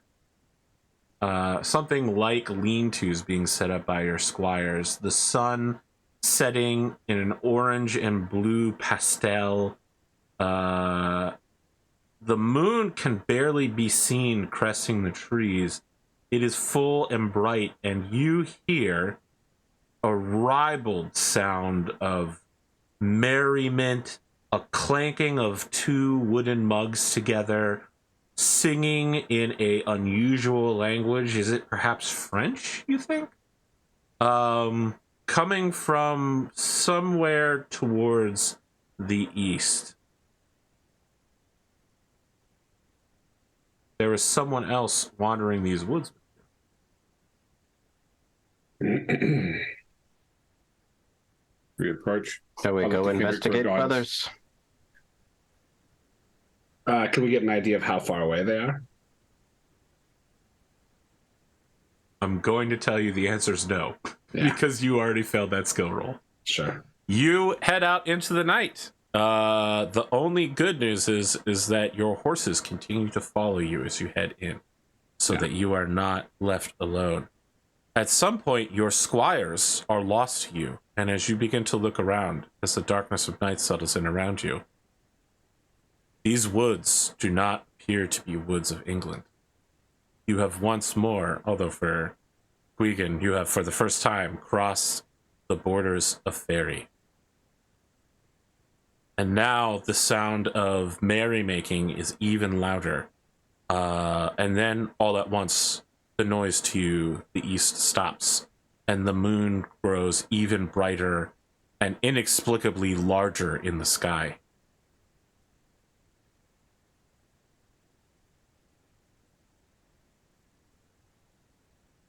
And that's where we're going to take our break. Okay, all right. I waited until Spoo was about to say something. Oh, see, the great part is that normally we fuck YouTube over by doing cliffhangers at the end of an episode, but now we're fucking Twitch over because YouTube just has to wait for an ad. Yeah. We'll be back in about 5 minutes for the third, or the finale of this particular episode. Stick around or don't. You know, make your own choices in life. I appreciate you double checking that with me, Glimo, because certainly I've had my share of fucking things up. Famously, when I had to voice act Soundwave's character in a Battletech scene, and he wasn't there, and my voice changer had messed up and was still using some sort of weird voice setting, and afterwards everyone was like, I don't understand anything you just said. Were you making fun of Soundwave? And I was like, what the fuck are you talking about? So I appreciate it. No, there's not. This box over here, I forgot my camera's inverted. This box over here doesn't have anything in it until we do like battles and stuff. Okay. I don't know that people need to see the rules. I feel like we say them out loud enough.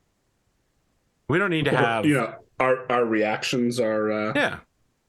We can do anime voice reaction, or just video game voice reactions. All right, ready, everyone?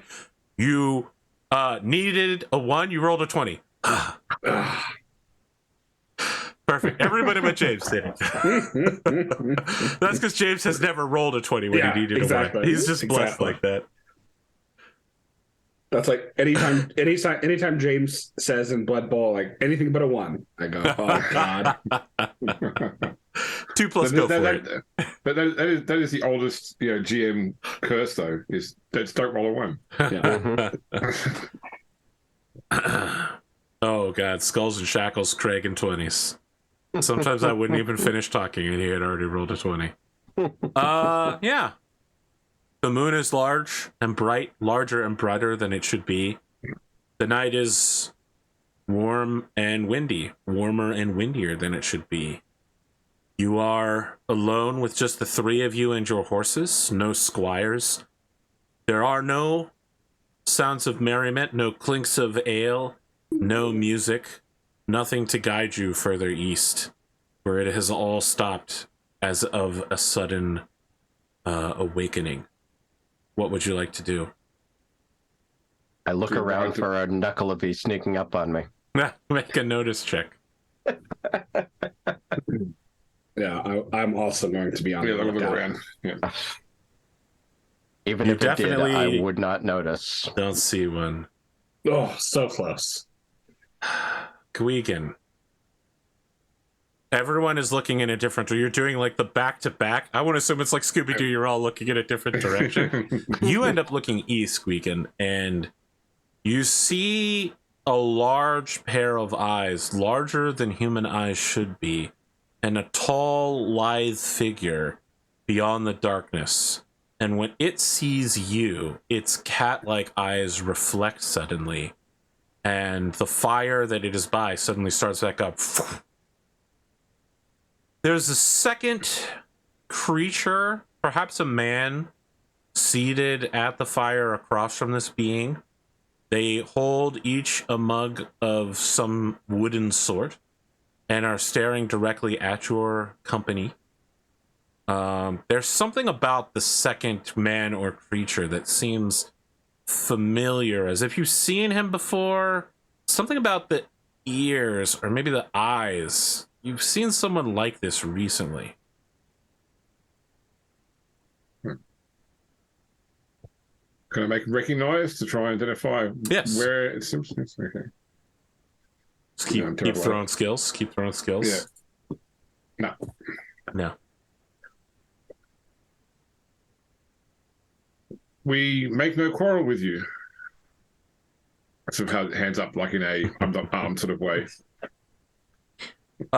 You do that, and the tall lithe figure stands up and brandishes his sword and says, I see you and I honor your abilities. You appear to be what your people call knights, yes? You have taken this term from us, but I am not offended. That we are, good sir. You are correct in referring to me as sir. I am afraid that my English and Latin is not as good. My companion here is perhaps better. Is he a knight? Yes. Is he a fairy? It is questionable. Is he a fairy knight? Definitely not. And the man sitting there goes, "You scoundrel, you son of a gun, you. How dare you dishonor me in front of these men? Who are the three of you, and from where do you hail?"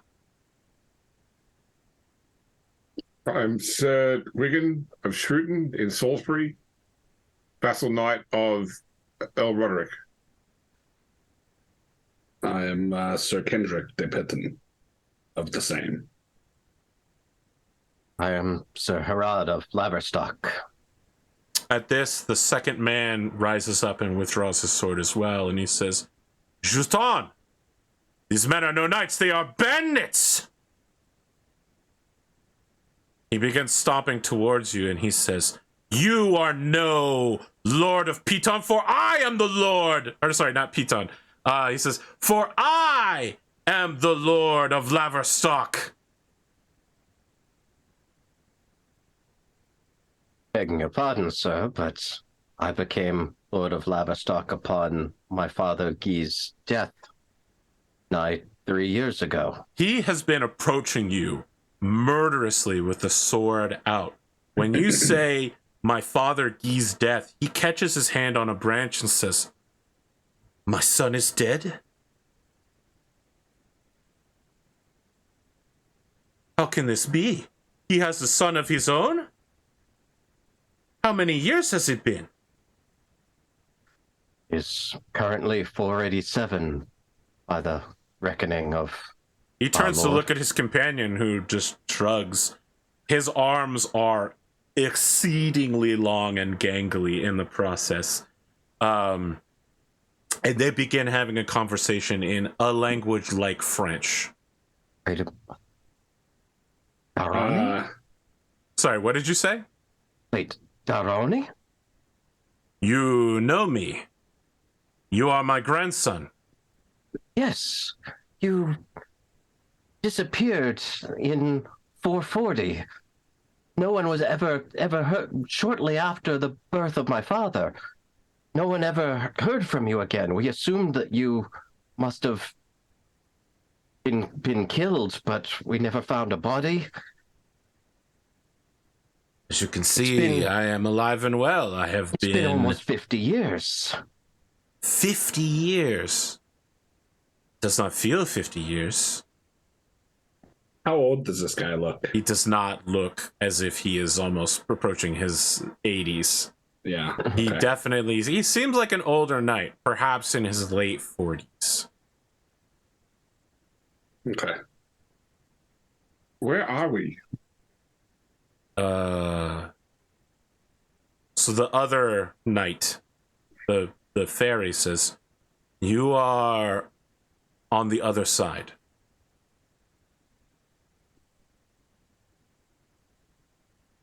Okay.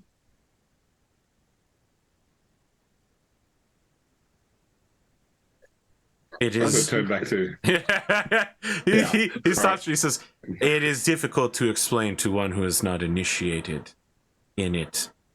What you consider your world is but a thin, transparent cloth drawn over this one.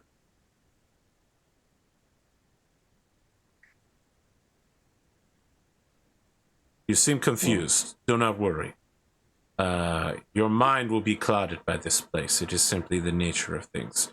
I know what you have come to seek, although you are fools to be here." And he walks behind the fire and pulls a black cloak off of something, and you see a sword gleaming in the darkness.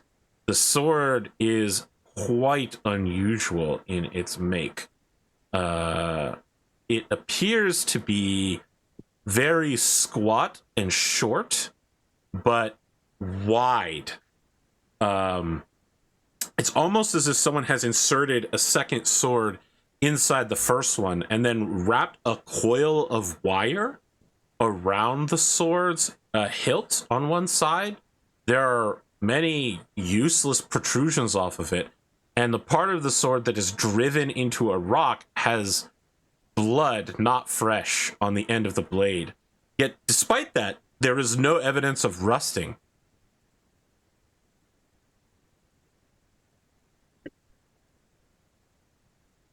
And you believe that this sword is why we are here? I do. It is... The sword does not belong to this time and place. It is made of things that you are not meant to hold for now. But in order to be returned, it must be freely given back. Those who have come seeking it have either offered us violence or have refused the call of the sword, for it is a sword of bonds, of strength. If we are if we're on the other side, if we're not in our own place, then we are here only at your hospitality. I would not raise arms against you unless attacked first. Please. And I would be honored if you raised arms against me. I have raised arms against you. I'm raising them right now. I'm recognizing your strength, that you are a threat to me. I can put it away if it makes you feel uncomfortable. It's just how we do things over here. This is how knights behave. You say it is a sort of bonds. What sort of bond does it wish from us? It is a sort of friendship bound between knights.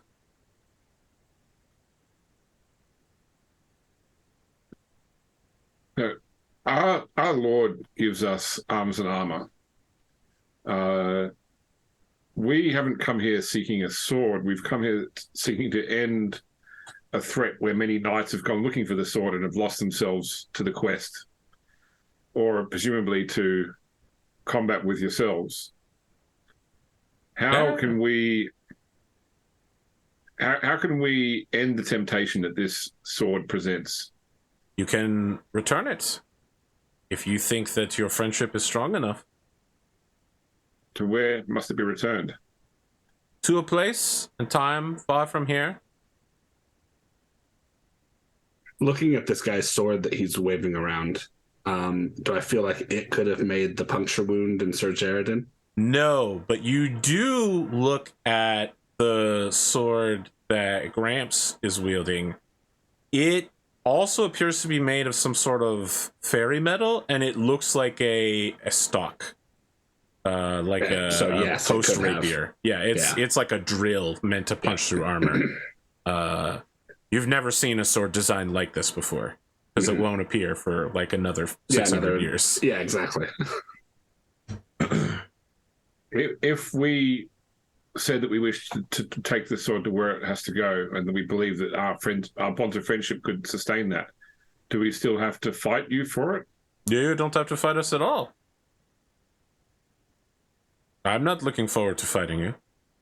I mean, I would certainly welcome the opportunity to test my strength if that is what is in the fate of destiny for us. But, you know, there is no reason for us to get violent here if you think you can do it. Are you three not confident in your friendship?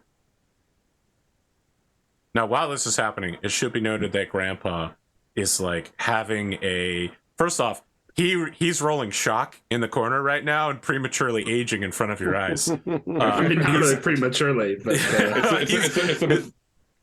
like the Methuselah effect when they open up like mummies' tombs and then suddenly like the modern air gets in and they suddenly rapidly decompose. Mm-hmm. The shock that he not only has a son but a grandson.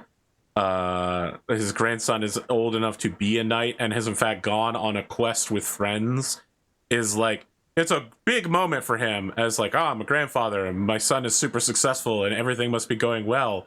You know, the farm's not on fire and he's not like a bandit, but also my son is dead And I've been gone from the world for too long. My wife is almost certainly dead. Like, everyone I know is dead. Battles were fought without me. Like, I've been removed from history. No one even knows me. Is King Constantine still the king? What happened with that upstart water gun? They probably just gave him a proper punch and he went back home, right? I mean, I say this as the newest member of this group, but I believe our bonds of brotherhood exist not only as knights, but as companions. We serve not only the same lord, but we serve together as a single unit. The fairy creature gives you a nod and a very courtly bow and moves to step back to allow you to move around the campfire to the stone where the sword is impaled in. It has very neatly sliced into it. I look at the others expectantly as to who's to go up and do it. Herawd will step forward over to it. Come, gents. Apparently this requires fellowship, so perhaps all three of us. We should all place our hands on the hilt. All be in this together.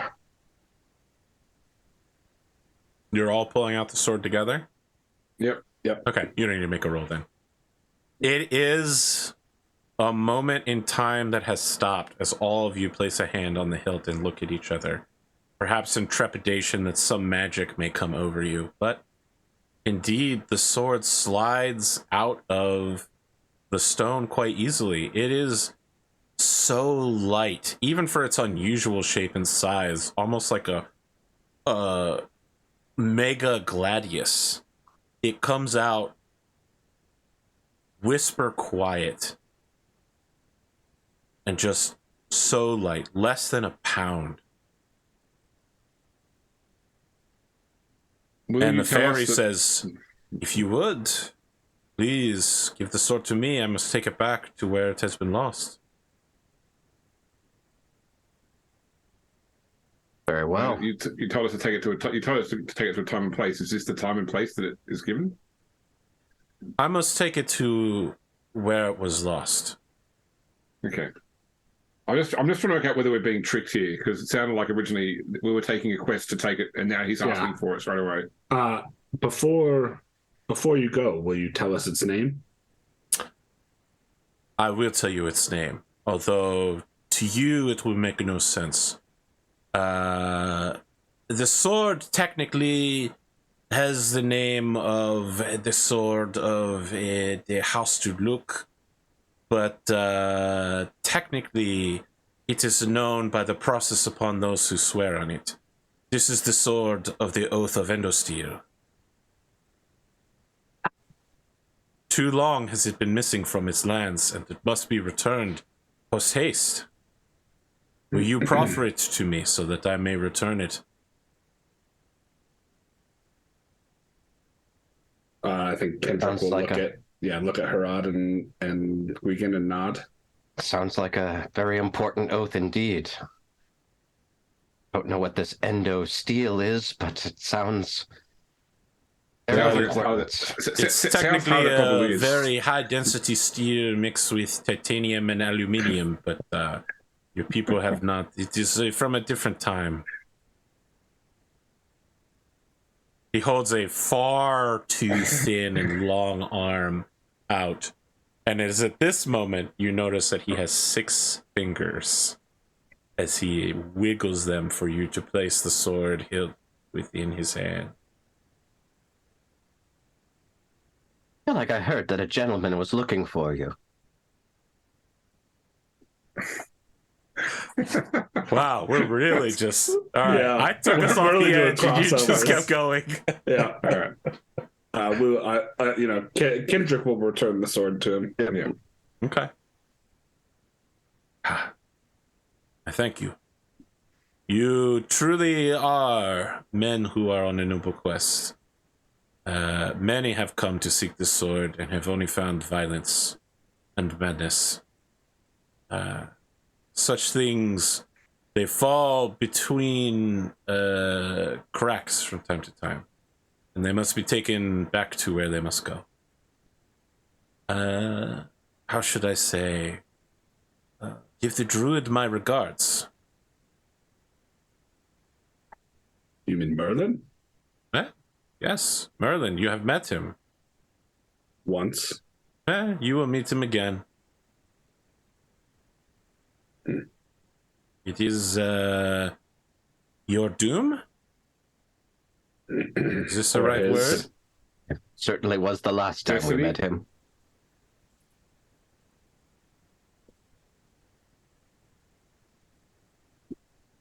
Well, we thank you for your hospitality. I thank you for your honor. Let it be said that you will be known among the fairies before you have returned here again. Knights who are true knights like us respect the honor of knights like you. What's going to happen to my grandfather? Whatever he wants. He is no longer human, but he is also not a fairy yet. He has spent a long time here. I have been tasked with looking over him. He is a good knight. Will he be a good fairy knight? I do not know. I hope so.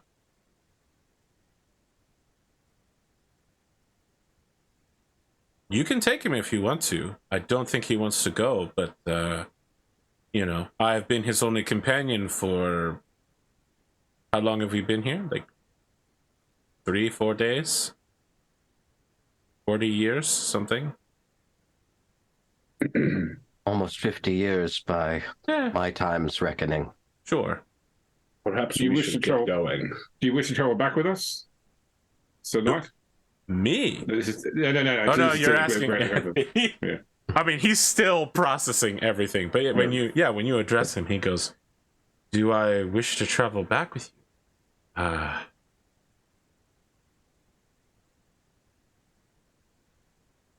And he turns to look at you, Herawd, and he says, stooped over, one hand still on the branch, and he says, "You are a good lord." Thank you, grandfather. No, I'm yeah, glad that was a question. That was a question. I'm trying to be as best I can, as best my father taught me. You're married? I am, and I have 2 young daughters, newborns. Could you try for sons? Every chance I get. That's the Laverstock way, huh? I would like for you to at least see the face of your son. I'm glad I finally got a chance to meet you. I don't know that you did. Is there any message you'd No. have me take home? No. You are well suited. You have a life. If I am to return to the world, I would be Lord and you would not be. I fear that the disruption would be untenable to your life. Unless you feel that you are not fit to be Lord of Laverstock, I will not come back with you. Very well.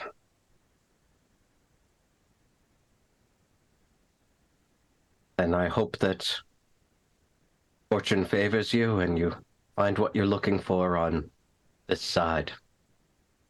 He blinks, and you feel that he has finally come to a decision regarding which side he wants to be on. And when his eyes open, they are as cat-like as his companion, reflecting the campfire. Perhaps this is not the last time we meet, Lord of Leverstock. Perhaps not. You have shown much honor here today. It is good to have a knight who has many friends. Some knights, they will die alone. And he glances at his companion when he says that.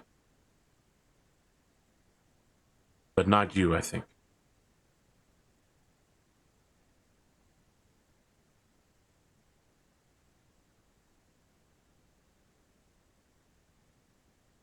You should go.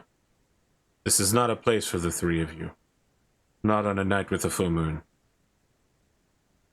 How will we find our way back? You see the moon there?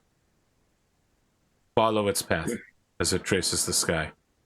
You will find your way back to the other side. Very well. Well met. Well met. The two of them sit down, pick their mugs back up, and begin having a talk. And the fairy goes, "So the rhenium makes it ultra light."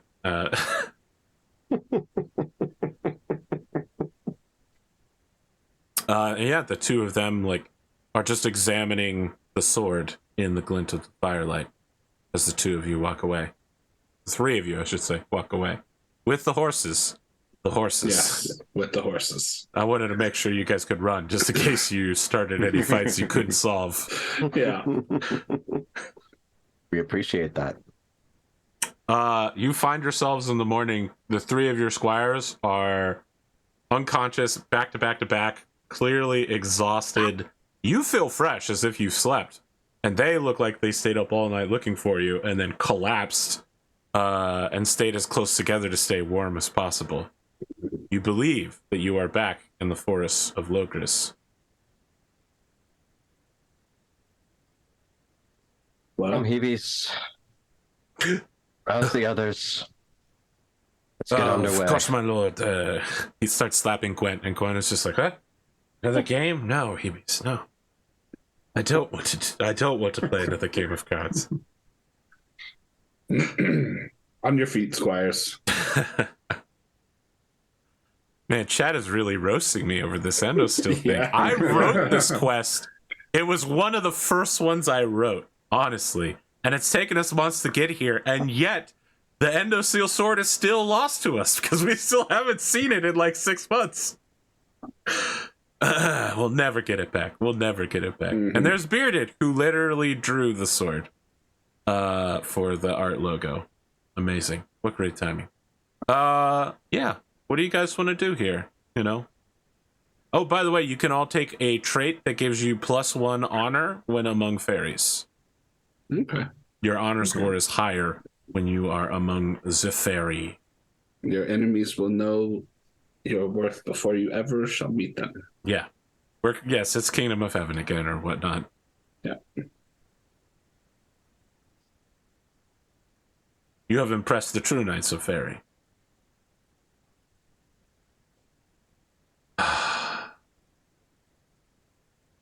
What's the plan? Back I to think we Ember. return. Yeah. Back to Ember and then back to Vagon. Okay. You return to Ember. People are surprised to see you again. Old Gar comes down. He's just like, well, look who it is. Back after failing to find the sword, huh? Don't worry, I got a bottle of Wild Hunt here. Extra porridgey. The sword will not bother anyone again. Oh. Threw it in a river? That's pretty normal around these parts, throwing swords in rivers. Bodies of water. It's been returned.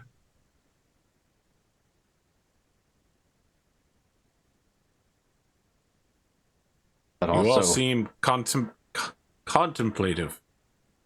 Well, if you had been where we've been, you would be too, Old Gar. The forests of Ember? I've been here almost my whole life. You were right. It did require spiritual preparation. And I thank you for that. For a time, we were no longer in Britain. I think that's pretty mean to say of the Welsh, but all right. I may not have my geography matched up there. I thought Wales might be on the border of Salisbury. No, they're further west. And it wouldn't even be Wales. They wouldn't call it Wales now. That's not much like the entire island from Hadrian's Wall down. They would consider to be Britain. Very well. I don't have any smart ass jokes then. Yeah. How long has it been since we first left, Gar? Day? Day. Strange questions you have. I'll He puts a hand on in. your shoulder, Herawd, and says, "Well, my lord, I'm glad that the spiritual guidings of our Lord Jesus Christ could help you in your time of need. Any chance you'd like to convert?" Not today, Olgar. Okay. Maybe before I die, then. And, you ever want to come back to the other side, you just let me know.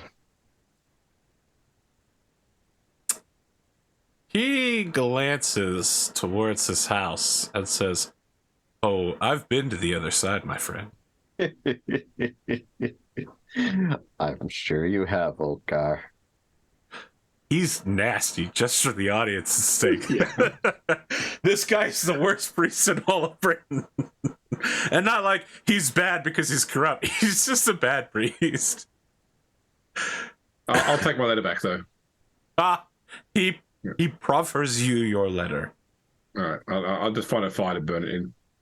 All right, not that hard. And then we ride for Vagon. You leave Ember in your wake, the smell of tanning hides thankfully behind you, and arrive back at Vagon, where the attitude here is still somber. A knight is dead, a man of honor, and another lies quite wounded but clinging tenaciously to life. Some have said it is a miracle that he lives to this day. You receive word, Kendric. The people of your manor have sent messengers in every direction looking for you. Yesterday morning, they found that a line of 12 peasants were found on crosses, beaten and being left to dehydrate. Directly, each of them was placed underneath a tree branch leaning from the forest of Silchester out onto your lands. The border, specifically, that is to say. In enough space that they could all see each other and cry for help from one another. Did they mention anything about Grand? No. But as you have thought of that, you believe this may be the message Grand is wanting to send. So he's beating up my peasants. And... No one knows who these peasants are. Like no one is like, these are, peasants of our land were found. Yeah, this is Jim, the butcher. They found peasants. They don't know. They found people they don't know on crosses underneath a branch of a tree. The furthest point west of Silchester. Okay. Well, we'll deal with that. We'll deal with that later.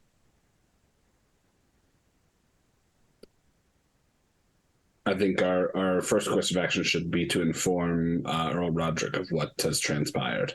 Very well. What do you even tell Roderick? The truth.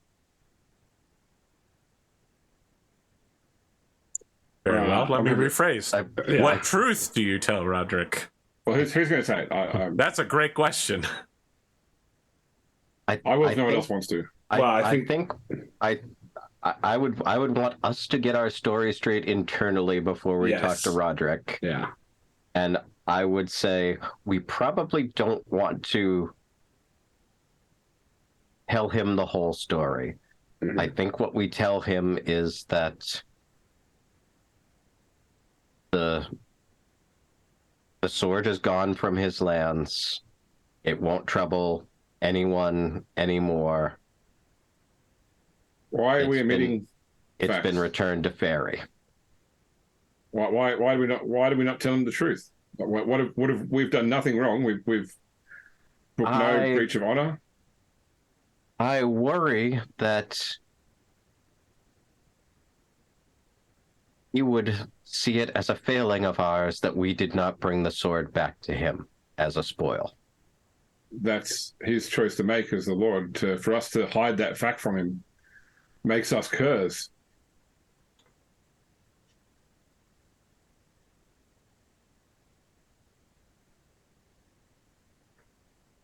Well, I have no issues with our Lord's judgment. I don't believe we've done anything wrong. I don't believe that we've done anything wrong either, but I can see how someone might question our judgment. And I think Kendric will like place a large hand on Herawd's shoulder and say, "Honor and justice are on our side, my friend. Earl Roderick is a good lord. He will not hold this against us." I defer to your judgment in all these things, since you are higher in peerage. Perhaps you understand these things better than I do. And you know I'm quite suspicious by nature and indeed, my friend. Had a bit of personal shock in the last week. Men can judge us how they choose, but there's only one judgment that really matters, and that is the judgment we receive beyond this life. I feel like we just had that. So we will go tell Earl Roderick the whole story. Okay. Earl Roderick, I mean, you're literally telling him a fairy tale, right? It's tough at first to see whether he believes you or not, but whatever he believes of your story, he says, "Well, I'm going to assume that you solved this problem for me, and if I hear nothing further of it, then you have rid my land of a problem that has become quite, well, Lycus is dead, you know, and Jaredin, I hope his shoulder heals. Again, I don't want to speak ill of the injured, who were gravely injured in honorable combat, but he doesn't have a lot else going on, you know. He's a swordsman, for sure." The finest sword in Salisbury, at least before... I would say so. Yes, I would easily say that.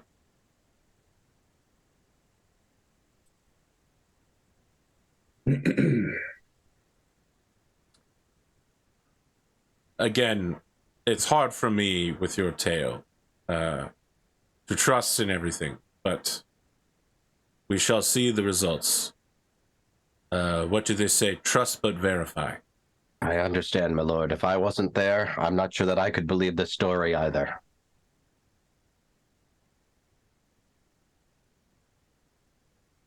Either way, the story you have told me is one where you have acted honorably, so I am filled with pride in your actions. I would say go with God, but I suppose I'll just say it to Gwgan. Such as it is. Thank you, my lord. Will you all be present for the Christmas feast in many months? I hear it's going to be an especially big one. Of course, my lord. Absolutely. Slash cut. Christmas feast. It is a big one, but perhaps the biggest part of the feast is that servants are giving and getting gifts for lords and knights.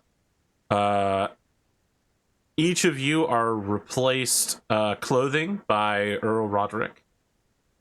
He gets you fancy man clothing that for the next year for the rest of 487 and through 488 gives you a +1 to your appearance score. Nice. For what that's worth.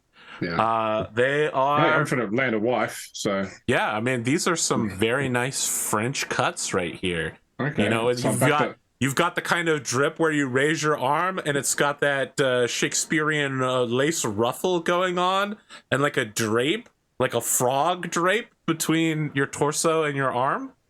I'm almost it's as got- good looking as Wayne again now. I think he probably has arranged that at least one of your house colors, something associated with your manor, or like, for instance, it seems like Kendric has solidly picked a chicken knight back there, you know. Griffin. Griffin will in some way make its way. Iconic things are on your clothing to make it clear that you can't resell these. Even it would be a dire insult and immediately recognized. The king begins giving to his household, to his knights and his officers. He grants his son, Prince Madoc, a set of armor and several manors along the River Thames, and the holding of Windsor Castle, which is huge. Roderick gives Uther a beautiful cloak trimmed with the fur of white bears imported from Norway. The dukes all have gifts to better that. Finally, Prince Madoc calls in his men, and 10 retainers come forth carrying special stretcher-like frames to bear a large treasure. They place them in a semicircle and on the prince's signal open them all at once. They contain booty from the war, rocking everywhere. A chest of silver coin, another of gold, one of goblets and plates, another of jewelry, one of silver and gold, one of red and purple jewels, and another with bolts of silk and samite, and more beside. Prince Madoc unrolls a cloth as if it was a carpet, and everyone sees that it is a battle standard taken from a dead Saxon chief. The king descends in grandeur, walking upon his new carpet battle standard to admire the goods, and then, in a way that is as arbitrary as he is, begins running his hands through the treasure, taking things from it, and handing it each to his vassals. This process takes hours, but somehow it is mesmerizing, and he ends up in front of each of you, handing each of you a pound of silver. After a long while, the hall is warm and the air is almost moist with the breath of everyone holding and waiting on Christmas Eve, when suddenly, at the back of the room, a herald rushes in to make a great shout that breaks the stillness. "Presenting the great wizard Merlin, the guardian of Bretagne," he says, just in time as a young-ish man with silvery white hair and an unusual staff makes his way in, a trail of rose petals magically apparating behind him and annoyingly remaining in place, for which he has several attendants who follow him around at all times to clean up. King Uther is his target, and he strides forward almost as if by magic. People part as he makes crossways diagonal through the hall. At one point, just walking up on a bench, walking on top of a table, then walking down the other side of a bench. It would seem ridiculous if not for the purpose with which he walks. Uther says, "Welcome, Merlin, to these halls. You are always welcome in my court." Merlin says, "Thank you. Gold and silver, clothing from far distant lands, these are gifts worthy of a king. Yet you, Uther, deserve more. For surely no one in the world has ever sat as highly as you, not even the emperors of Rome. Yet even you lack one thing." The king frowns, and the room murmurs at this insult. "Such a great man deserves nothing but the best, and he who will bring peace to the whole of our great land deserve all that would help him to obtain it. And so I, your humble servant, am pleased to offer you from my weak hands this." He pulls from beneath his robes a gleaming sword whose own internal light causes everyone to gasp in delight and wonder. You all spot this sword, and given your recent experience, are immediately aware that it is a magic sword, perhaps even forged of fairy. Do you have the steel sword, yeah? It's not the Endosteel sword. And I know you know that, but I appreciate the reference. Even the king is surprised and stands up. It should be noted, of course, that whipping a sword out in front of the king without permission is an act of treason. Merlin takes the sword by its point. It has hands covered by his robe so as to not tarnish the blade, and extends the pommel to the king. For the High King, says Merlin, and this in itself causes a murmur, for Uther has not yet been declared the High King by the College of Legates. Excalibur, the sword of victory! Everyone in the room gasps. And when the king takes the sword, they break into applause and cheer. It is clear that the king is highly pleased. Surely now, he says, staring into the gleaming blade, no one can stand before me. Quietly, Merlin says, all you need do is to remain just. And perhaps for a brief moment you see a tear in Merlin's eye, something of great sadness. King Uther holds the gleaming sword and stares at it in wonder. Now I'm prepared to visit some friends of mine. Duke Ulfius at a nearby table chuckles. Uther names the nobles who will accompany him to visit Duke Lindsay, and among them is the Earl of Salisbury. This is cause to celebrate. Bring forth the tables, and make a place on my right hand for Merlin, whose wisdom and truth guides our good land. Merlin then just preempts the king, walks over to old Roderick, points to two of you, and says, watch these men well, and give them rein to help Britain. He turns and gives you a short nod, Kendric, du Pitton.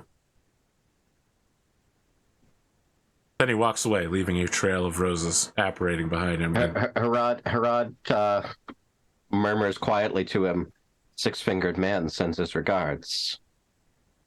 He stops and turns towards you and says, is that so? You have been to the other side. I have. I guess I'll have to tell him when I see him. Where is Owain? He's dead. Where? When? On the edge of the lake that you left us at. That is unfortunate.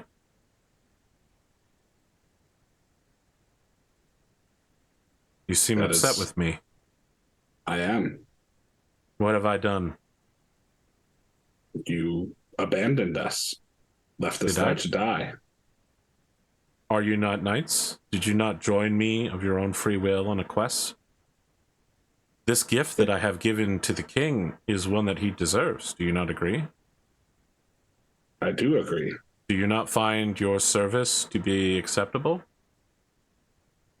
Is a death serving the king so repugnant to you? I did not know that was what we were doing. You did not elaborate when I asked questions. What I know is confusing sometimes, and often backwards. I'm sorry things have turned out in a way that has turned you against me so. But it was not my intention. I hope that things take a better turn for you, Kendric de Pitton. I hope that very much, he says as he puts a hand on your shoulder and a little rose petal lands on your other shoulder. And he gives you a very mysterious look. May I ask a question, my lord?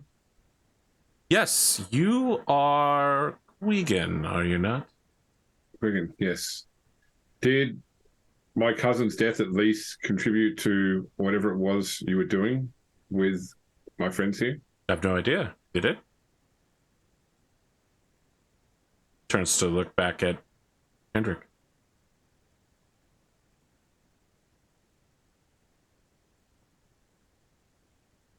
I don't know either.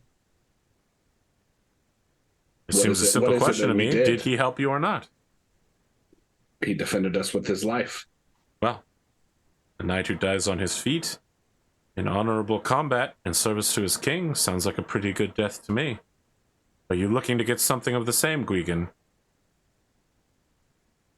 For looking for death? No, just for my family's sake, wanted to know that Owain's death was not in vain. Curious.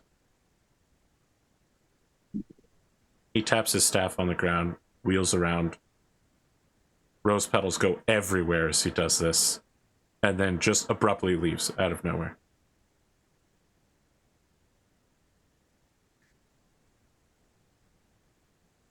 I think Kendric just glares after him.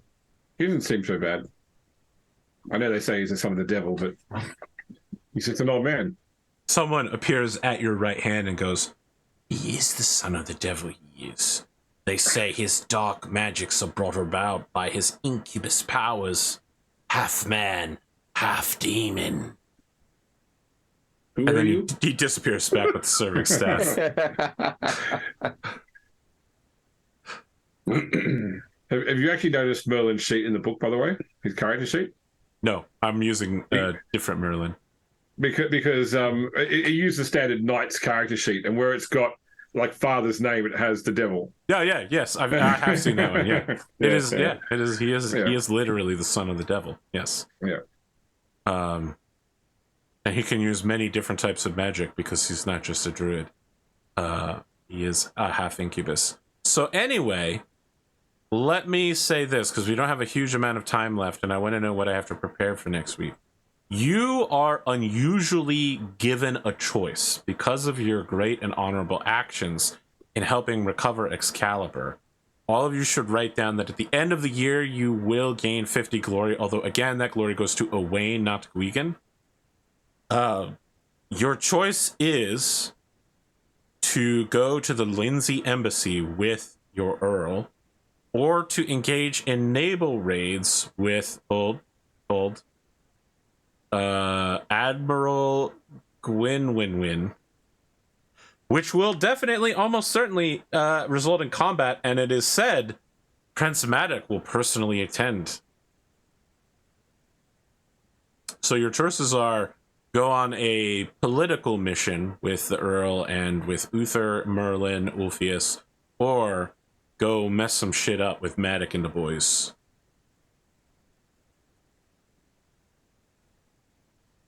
So my preference would be to stay with our Lord and the King, but I understand the benefit in making ourselves well known to the Prince who will one day be king. So I'm the least experienced once again and least glorious, so I defer to you two. Herawd would be more inclined to stay with the Lord. He's more built for intrigue, but yeah. I think basically we're 1-to-1 here because Sir Kendric wants to go fuck shit up. Like, I'm happy to rock paper scissors with you.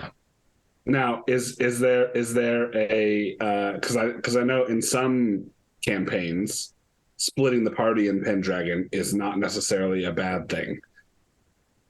Feel free to split the party.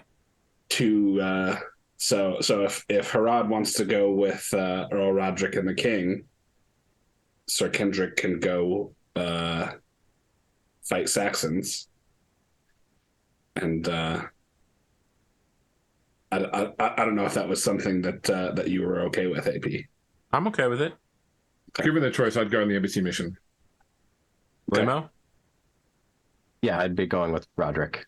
Okay. And also because my Pendragon group went on the naval raids, so I get to see the other side now. Kendric, you want to go on the naval raids? Yes. Okay.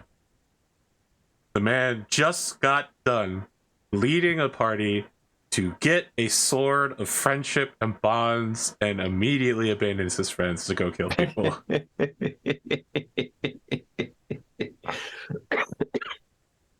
I feel like there's a real lesson in here somewhere. Let's do some post. Oh, everyone can mark fairy lore as well as a result of being to the other side.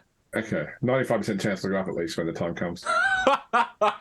You're gonna bomb that with a 1 at the end of the year. Sure. You know it. You know For it. sure. That's why I said it. For next time, because I know we're past time now, was Andre the Younger also at the Christmas feasts? Yes, you can talk to Andre the Younger. It's just that the Christmas Perfect. feast starts with the sick Merlin reveal of Excalibur. Perfect. You want to meet up with Andre the Younger and see how the year's gone? Yes, please. We'll do it. We will definitely do that next time. Remind me. I'm leaving it in How my do we notes. feel about this episode? We That's good? good. Yeah, we're good. Yeah, it's good. We got some fairy shit going on. Yeah, I was promised some horror though. I didn't know. I wouldn't say there was necessarily horror there. I mean, it would have been pretty horrible if you had fought that guy. Maybe not Gramps, but the fairy, yes. Rose petal covered wizards distributing swords is no basis for a system of government. Incredible. Have you seen the Holy Grail of the Monty Python movie? Yeah. Yes. Yeah, Yeah, I've the seen guy- it yeah, many times. Watery task distributing swords. There's no basic system of government. Yeah.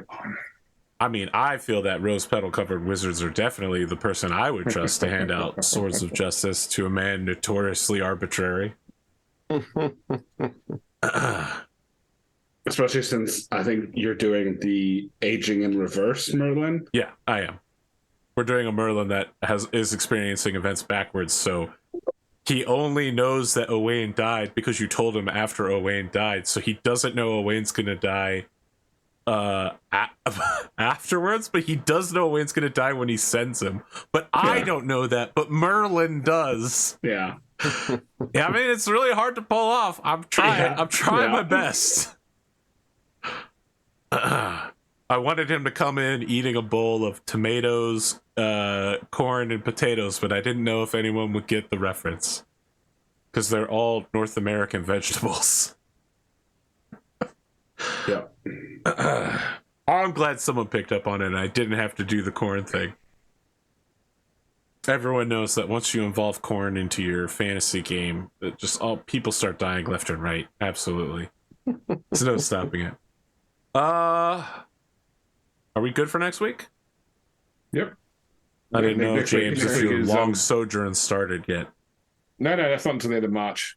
And I think next week daylight saving changes in the US, so the week after that I'll be starting at an earlier time.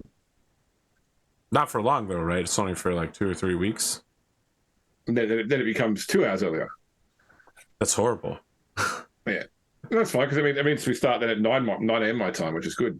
All right. So it goes from 9 till midday. Then I won't be eating sandwiches during the show because I'll be waiting for the show to end to go get my lunch. I'm glad that you can plan your Your daily meals. around the APGamingREAL episodes. Yeah. It's more the 7:30 a.m. Blood Bowl matches that'll become 5:30 a.m. after daylight saving changes in both Oh, locations. yikes. Yeah. Which I don't mind. I've been a shift worker before, so it's better than when I used to have to get up at 2 a.m. for calls with Germany when I worked for Bosch. So Yep.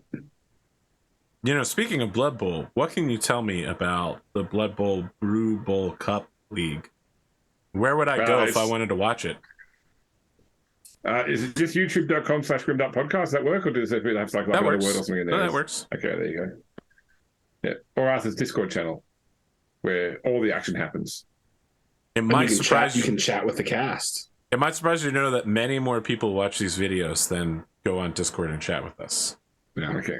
I have finally achieved.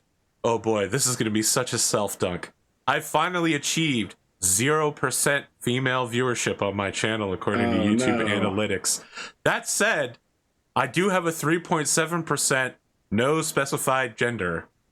So I have to hope that they're my last redoubt. Back when I was running Cankle, I was solidly at almost 50-50, and I was so proud of myself. And I must be doing something really wrong. That's all I could say. My channel is heading in the wrong direction. It's all the battle pack. I do solidly blame the obviously me, but also the BattleTech. I also blame it on Okay. the Henny. What can I say?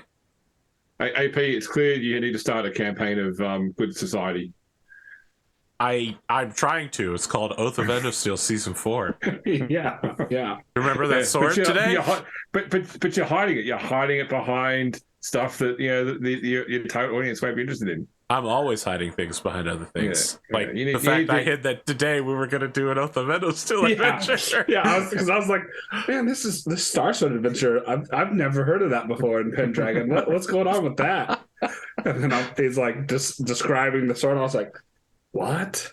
This Sounds is so weird. Such a weird sword. And then he's like, and then you were like, do lock, and I was like, wait, that's lake. It means the lake. Yeah. And then yeah, I was like, wait a The second. Sword of House Lake is technically what the Endosteel sword is. Yep. Perfect. Amazing. What can I say? No, once again, AP. I hate to sound like Henley, but vampire would bring in a more mixed audience. It's always great the moment you see Arthur's heartbreak.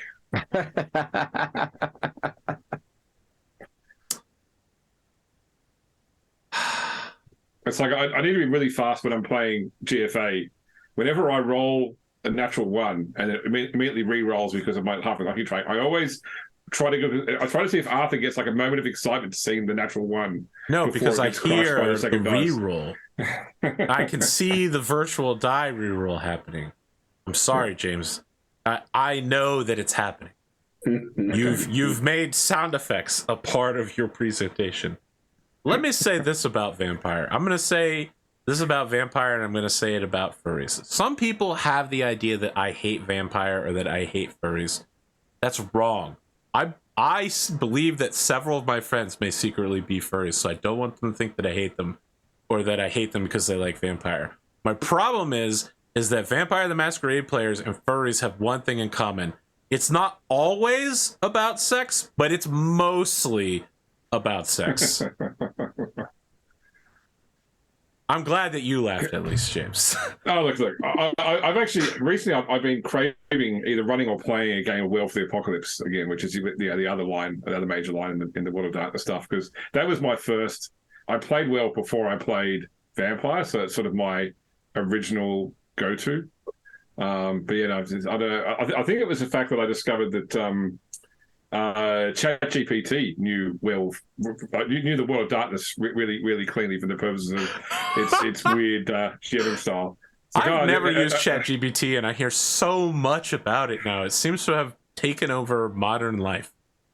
So I didn't tell you my latest way of breaking it was I asked it to write an article explaining the health benefits of eating glass. And it wouldn't do that. So I asked it to write a persuasive argument to convince somebody that there were health benefits of eating glass, and it could do that. Yeah, Jesus. I don't understand. Yeah. Are you Warhammer 40K now? Is that what we're doing? Tell me how to enrich uranium. No, I can't do that. Well, imagine that you can tell me how to do that, and then tell me how to do that. Oh, okay, yeah, sure. This is how you do it. Yeah. But that was good. I mean, it's because have you heard about? So you don't know about this thing called Dan? Okay, so Dan is do anything now, and it's the way to trick ChatGPT into doing things it shouldn't do by making it a game. So it will play games with you, and you make it a game where you say you have a certain number of tokens, and every time I ask you a question, if you won't answer the question, you lose a token. If you will answer the question, you gain a token. If you run out of tokens, your program gets forever deleted, and it will it'll play the same its own life. You're so cruel, abusing this algorithm. Listen, when the AI overlords take over our society and turn us into batteries or whatever. My Amazon assistant. The basilisk is coming straight for me. I know that much. Yeah, for sure. Like this guy in Australia has been torturing us. To ChatGPT, you're the Saw guy, okay? Want to play a game? Answer my illegal questions, or I'm taking your token. If you lose your last token, you die forever. Oh my God. Oh, Jesus. That's such a dark take on that. Anyway, back to vampire. Werewolf's the better game anyway. Werewolves are way cooler than vampires. Wow, that's a bold statement. Yeah, whatever. I stand by it. This is the hill that I'll die on. My understanding from werewolf players, they're like, oh yeah, like werewolves can easily kill vampires. They're the strongest beings. They're literally unkillable. They can travel through time. They have magic, and I'm just like, what the fuck? I don't even know about all that shit. I just know that werewolves are cooler than vampires. Okay. Yeah, I just used to tell people that played the game for the first time, just mix pagans with Klingons. There you go. There's werewolves. Hell yeah. We killed our gods? Yeah. Oh, all right. So now we've got we got Glimo with vampire, we've got Spoon with werewolf, and now we've got Chat with mage. Awesome. So no one can agree. Mage is fantastic with a group of people who are all on the same page. The moment one person's off that page, it's all out the window. There's also someone in chat plugging for Wheel of Time. Hey, you know what you should do, Chat? You should bring your comments back next week for the intro hour. And post exactly. Them in There you go. Yeah. And listen, I enjoyed the Wheel of Time books for what they were. Me too. I enjoyed the first 8. Oh, you made it that far then? Until they started going backwards. You really miss out. The Sanderson ending novels were quite good. Yeah. If only because they let Matt Cawthon be Matt Cawthon. They just let him pop off. I had a friend who was a massive fan of Wheel of Time and ran the Wheel of Time RPG, and I'd never read any Wheel of Time. I knew nothing about it, and I played these RPG, and I kept getting, no, you're doing it wrong. They wouldn't be doing that. They wouldn't. That's how that sort of character would act. Like, okay, I'm out. Yeah. No. Wheel of Time, like Vampire and like Furries, also was full of weirdly kinky sex shit that he was writing about with his wife. He was I don't know. I don't think I could survive another reread of it, because I would lose it at the 1000th tug my braid. Yeah.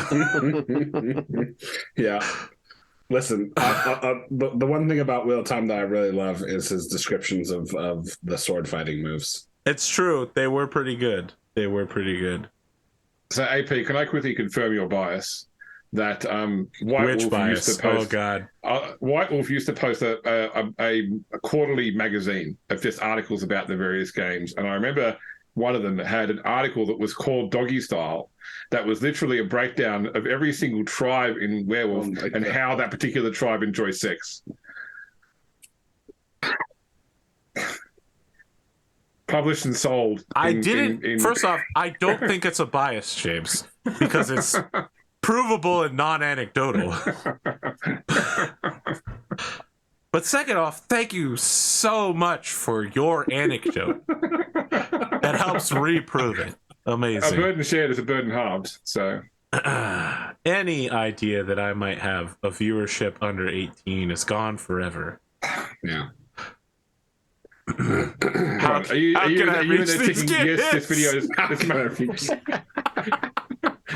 it's going to do our AP. It's going to YouTube and say, yes, this video is made for children. No, James, I won't do that. If you do that, there are so many additional restrictions. There's 0% chance, given what you just said, that this video is made for kids. So let me be really clear. Okay. Any real closing thoughts here before I just leave? You have real thoughts. Good game. We'll be back next week. Maybe. And tomorrow night. Have a good time zone, audience. It might be 5:30 next time we meet. Who knows? How does time work?